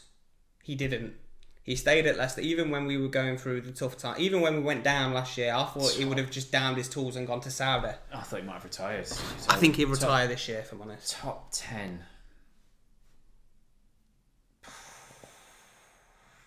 Premier League strikers of all time. I just think the career he's had. I know that people right now, when I'm giving this list, are screaming at the phone going, you've forgotten this guy, you've forgotten this guy. And we'll do what we do afterwards, where we'll stop filming. And I say, how did I forget? How did I forget so-and-so? How did I forget so-and-so? So I'm really trying to think of these top strikers. There are nailed on ones. Your Henry. Yeah, of course. Shearer, Henry, Shearer. Your Fowler, I've got to put him in there. I've already forgotten half the ones I said. Right, you've got your Van Nistelrooy, your Rooney, your Andy Cole, Van Persie. He only really had a good 4 years, didn't he? Won a league title. Yeah. They all talk about number 20 that he won. Yeah, he did win number 20 through. Right, now this is where it's getting a bit convoluted, because in the modern day, wingers score goals. Salah. He's not a striker, but he is a striker. Yeah. Does he come into it? Mane. Does he come into it? Palmer. Saka, all these players. Who am I missing from these Premier League great goal scorers? Because there've been loads. I think about the 100 Club. Is Vardy better than Defoe? 100% Vardy's better than Defoe for me. Defoe is a great natural goal scorer. Again, should have probably been playing for a bigger club. Yeah. Very similar to Vardy, but I think if you ask most fans, they would pick Vardy over Defoe. But Vardy's won the league. Yeah. Defoe hasn't. He's won the FA Cup. Yeah. Scored in the Champions League. Yeah. Who am I missing from the Golden Boot? Who am I missing? The thing is, I've only said Drogba, Diego Costa, I suppose, for Chelsea, but because Chelsea, they've always had number 9s that have struggled. Hasselbank. Hasselbank, yeah. Idiger Johnson. Right, there we go. Back to when Chelsea had strikers that did well. Yeah. Could play football. Arsenal strikers. Obviously, the first one that comes to mind is Henry. I wouldn't put him above. I would put Vardy above Adebayor. Obviously, we said Bergkamp. Aguero. Aguero. There we go. Newest forgetting one. Oh, top 10. Right, go on then. I'm going to ask you. Give me your 10. I'm guessing Vardy is 10. Vardy is 10. Give me your 9. Who's above? Henry. Yeah. Fowler. Yeah. I don't want to put Drogba. Shearer. Shearer, obviously, yeah. Rooney. Yeah. Van Nistelrooy. See, I'm a bit on the fence about Van Nistelrooy. If you're talking medals on the table, yeah, that's the only thing, innit? He was. And look, if any of our younger viewers, if you don't know the name Ruud van Nistelrooy, you only know him as the guy that sat next to Ten Hag. Predator. As a finisher, there's probably no one that's been better. Predator. Would you say in the box? God. Ian Wright. Ian Wright. Very similar to Vardy. Yeah. Very similar to Vardy. Similar. Who would you have, Ian Wright or Vardy? For me, it's Vards all day. For me, it's Vards. But obviously, for other people, it's not going to be Vards. Suarez is in there. All right, so hang on. We had Rooney, Shearer, Henry, Fowler, Suarez. Van Nistelrooy, I'm on the fence, but you're giving it. Andy Cole. I think, like you said, he doesn't get the recognition he deserves. Doesn't. Medals on the table as well. Yeah. Won everything. Yeah, Andy Cole. Aguero. I don't want to put Aguero in because it's Man City in it. But he has got arguably one of the greatest Premier League moments ever. Yeah, of course. In terms of goal scoring. Yeah. Unbelievable. Haaland. It's too early to put him in the top 10 yet. He will get there, and I think he will end up being number 1 in that list. Yeah. Because he'll end up with about 300 goals in the next few years. So we've got 8. We have got 8. So Vardy's 10. So we've got one more. This one? I need to be careful with what I say. Kane is not going in. I know he's got a lot of goals. He's not going in there with Vardy. If somebody asked me, would you rather have Kane or Vardy? I'm taking Vardy all day. Okay. The thing is, again, context. That was the discussion at the time. That was the discussion at the time. I know we look back on Harry Kane's Premier League goals. Yeah. And, incredible goal scorer, world class. It's difficult to look at now because he has tailed off a little bit. But at the time when Vardy was at his peak, that was the discussion. Yeah. Even now it's still the discussion. In to say, would you rather have a career of Harry Kane or career of Jamie Vardy? And I know when I see that question asked online, on TikTok, on Reddit, on Twitter, X, a lot of people say Vardy. But Vardy's got the trophy. And he's got the trophy, he's got the medals. He's won a Golden Boot as well. Obviously, Kane's won this, that, the thing is, when I look, when I watch The Rest Is Football with Gary Lineker, and I see Micah Richards talking in his house, and he's got the Premier League winner medal behind him. Yeah. That's what you want. Yeah. That's what you want. And look, it's great that Shearer is fortunate in the fact he can say he's the record Premier League goal scorer, but he's won a Premier League. Yeah. He's got that. And that's what helps him probably go to the top 3 on that list. Yeah. Because he's won that medal. I'm still trying to think of a ninth that I want to be careful with. do you know what? I think the fact that we've gone through this list and we've got this number 9, I'm going to give you a goal, mate, because it is outside the box, and that's what we said. It doesn't need to be factually accurate. No. I think hopefully it's going to cause a lot of debate in the comments. Let us know. It probably will. Do you agree that Jamie Vardy could be classed as one of the top 10 or the 10th best Premier League striker of all time? He's won the Premier League. Let us know. But I think it's an outside the box shout. I'll give you a goal because there's argument, there's debate. Yeah. But the fact we've just done that list, all right, I'll give that to you. Sweet. Right, okay. When Vardy retires, Leicester drop and stay down. Ooh. And here's my reasoning. Because I think right now, you look at Vardy out on that pitch. He is the Premier League experience. He is the head. He is the guy that... In that dressing room, we talked... Christian Eriksen came out from Man United and said, they wanted it more. I don't believe for 1 minute that when you go into those to Leicester's dressing room, that Vardy isn't in people's faces, having a go at them, telling them exactly what they need to do and getting them up for it. I looking at Vardy and look at how he is, I don't believe he's sat there just drinking his Red Bull quietly. No. I think he's There's a reason he's captain at the minute. I think he's on it and in their faces, and I think a leader like that is so difficult to find. Yeah. It's so difficult. I said to you that I think James Milner for Brighton is a wonderful signing because he is in their faces. Yeah. He is organising them. He's telling them what to do.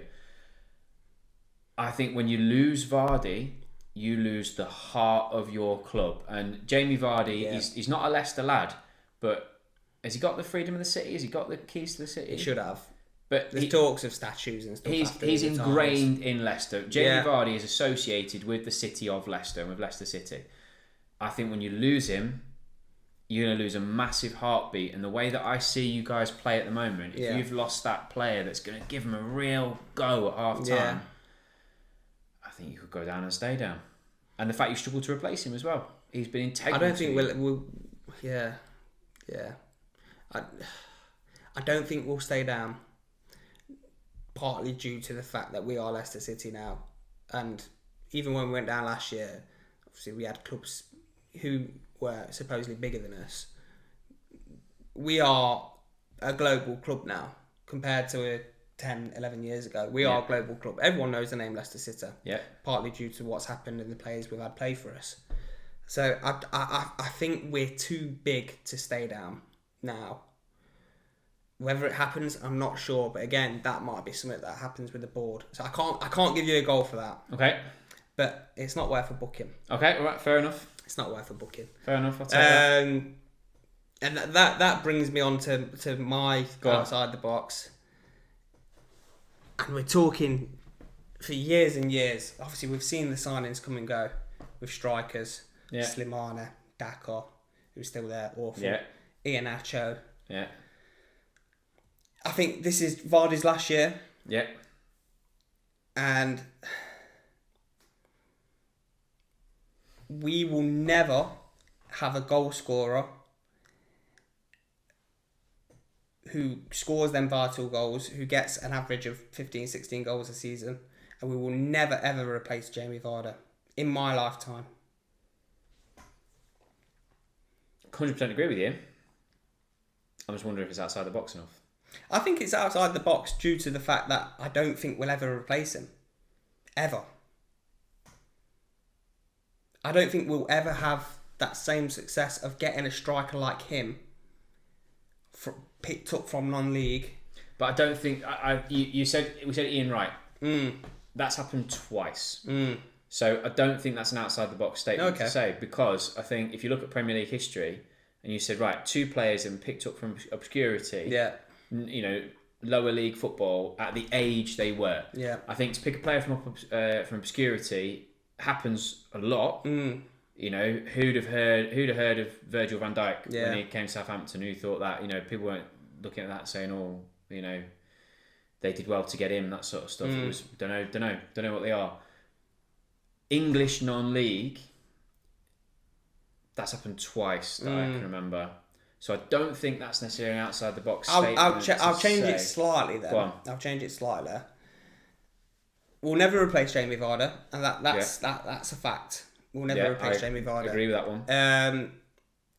Even if we do get a goal scorer, we will never have a man with the longevity of Jamie Vardy. A journeyman, kind of to say.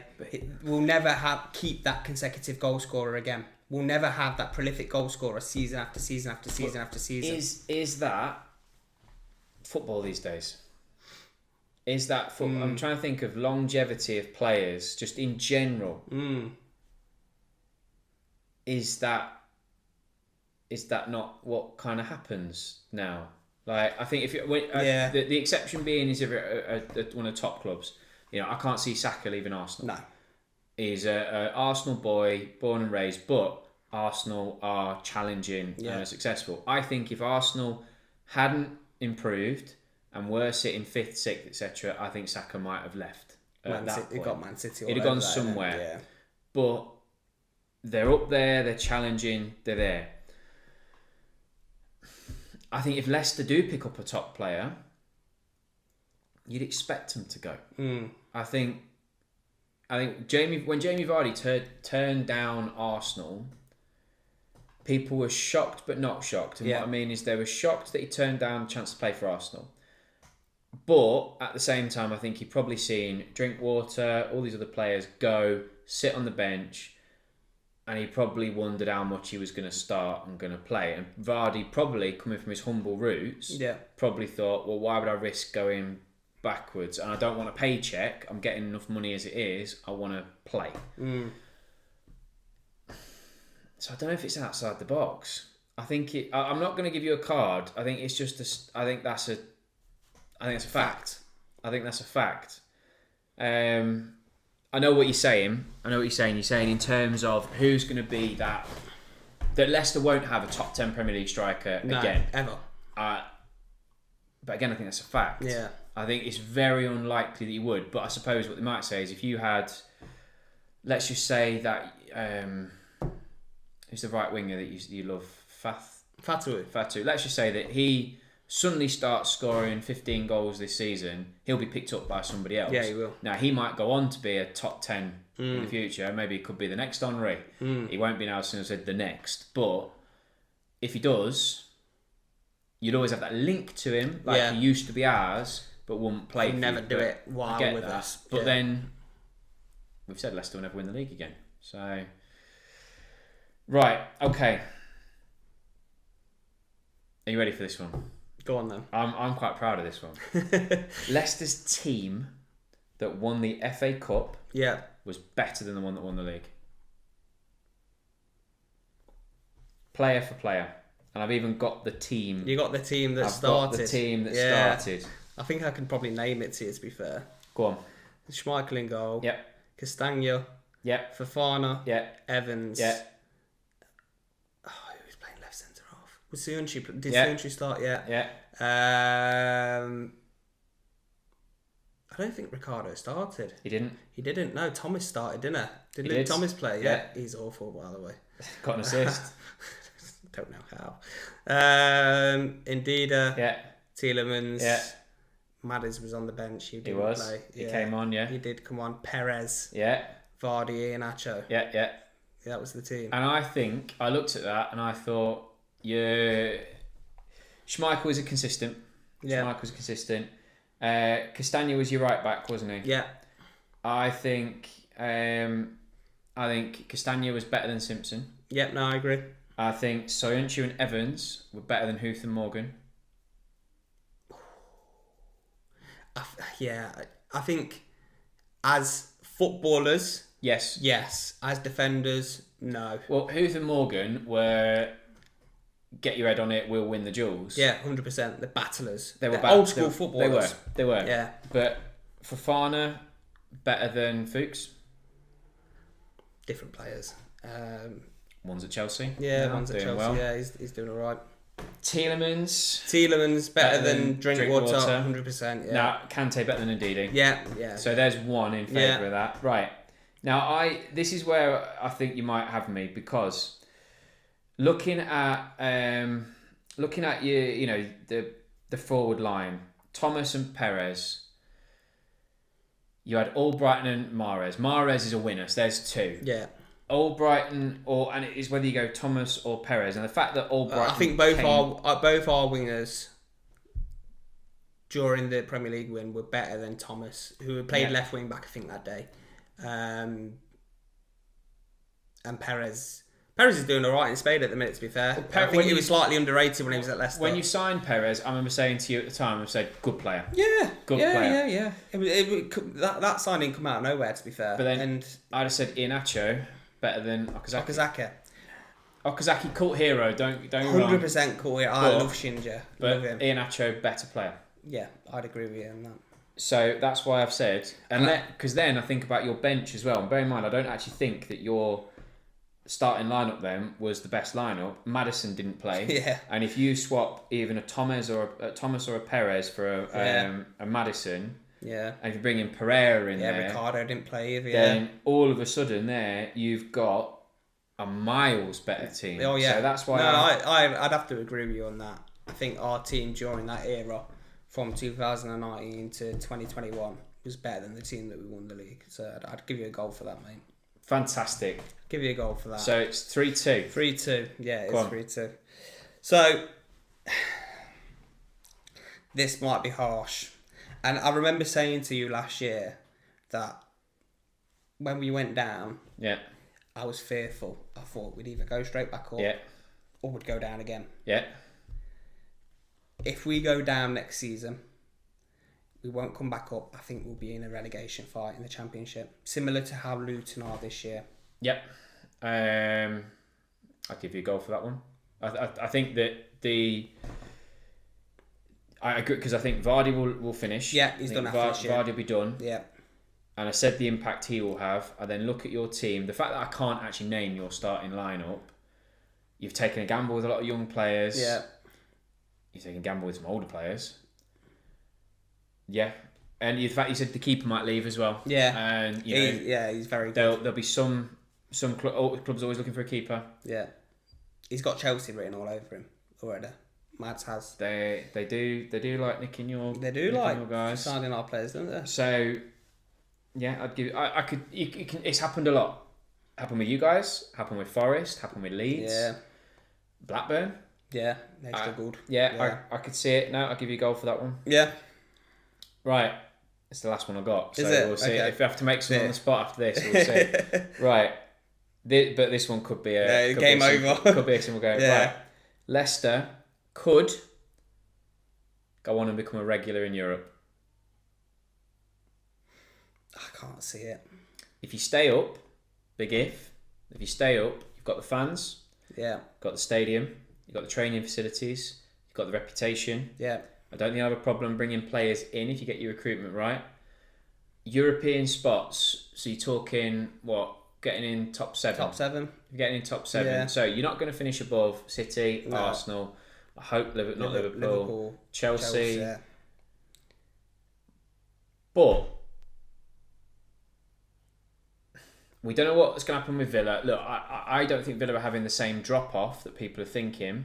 They're still doing all right. The fact that people are looking at the Man United result and saying Villa should have won, I think that shows how much the tables are turned.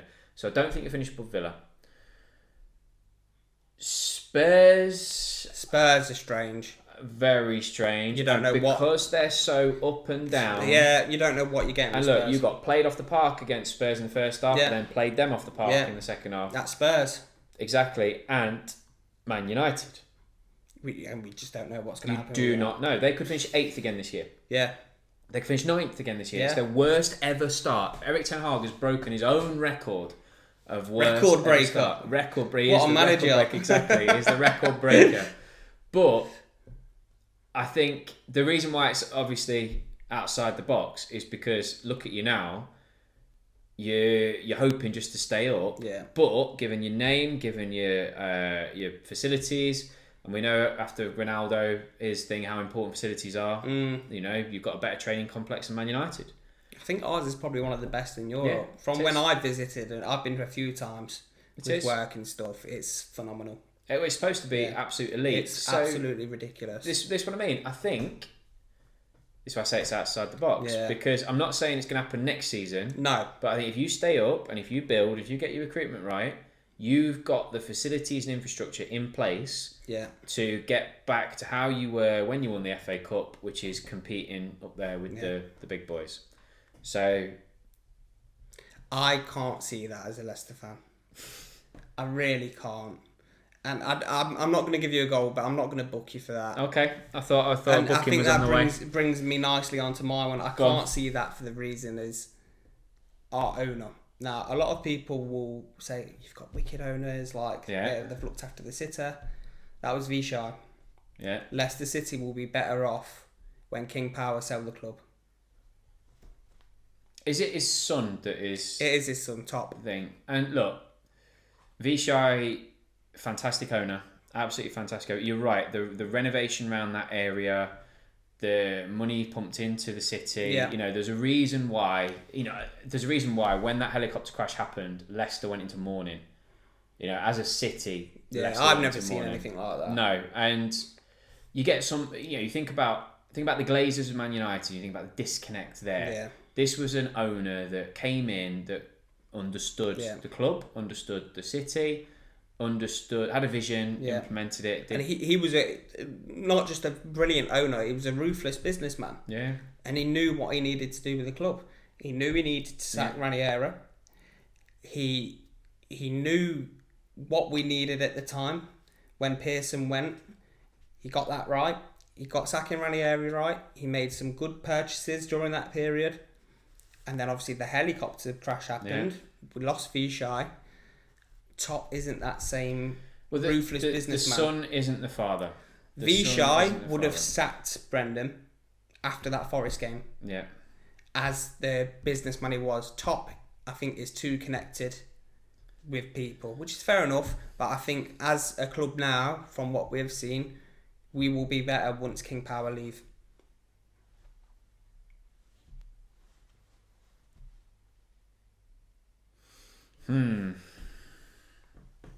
It's not. We're not talking cards. We're not talking cards because I think just because a father had success doesn't mean a son is guaranteed to have success. You know, they're two different people. Yeah. I see why it's outside the box because the King Power brand has brought you stability, has brought you success, has brought you all these sorts of things. So I can see why it's an outside the box statement because, like you say, a lot of people go, "Oh, you know, why would you want to sack them? They give you a free pie every now and then." Look. And I suppose with Leicester City as well is that I think if we talk about owners that need to move on and that are bad for the club, the first two are obvious: United, Chelsea. Yeah, I think they're the first two, and I think actually Chelsea fans might be warming to their owners now. Yeah, they are doing all right. Yeah. So it's not that level of it. I just think we've been so incompetent in the last 5 years. Our downfall was easily preventable. And I think Murchy would have prevented that. Recruitment was key. Recruitment was key, and the sacking of managers would have been a lot better. I'll give you a goal for it. Yeah. I'll give you a goal for it because I think it is outside the box. It's a massive risk changing ownership. Yeah. Huge risk. But there's something wrong at Leicester. And I don't think people call it toxic. It's not like Man United where they call it toxic. It's not toxic ownership yet. But that's where you think it's going. I think it will start going down that line. Right. Now, my question, Murchy. Are you making me make one up? Are we calling it? Have you got more?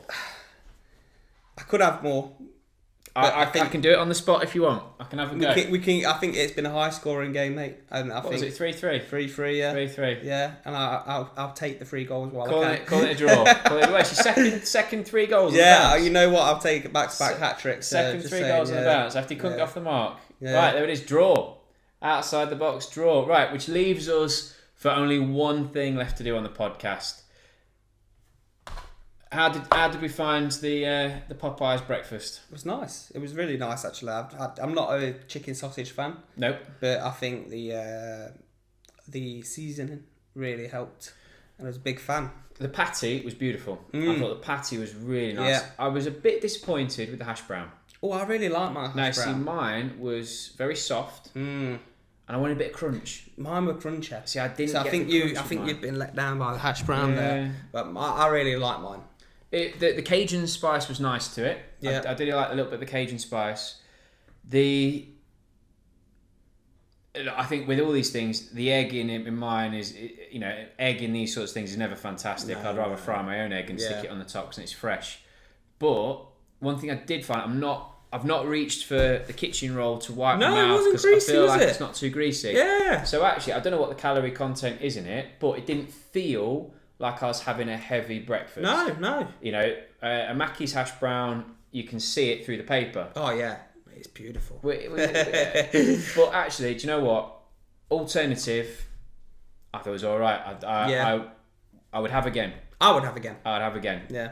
So there you go. Go out and try Popeye's breakfast range. See what you think. Let us know. And as we always say, let us know in the comments. Get involved with this discussion.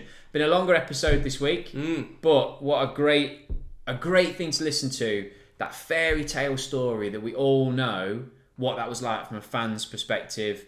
And Leicester fans, look, get involved, even if it's just to add to all the stuff that Murchy was saying there.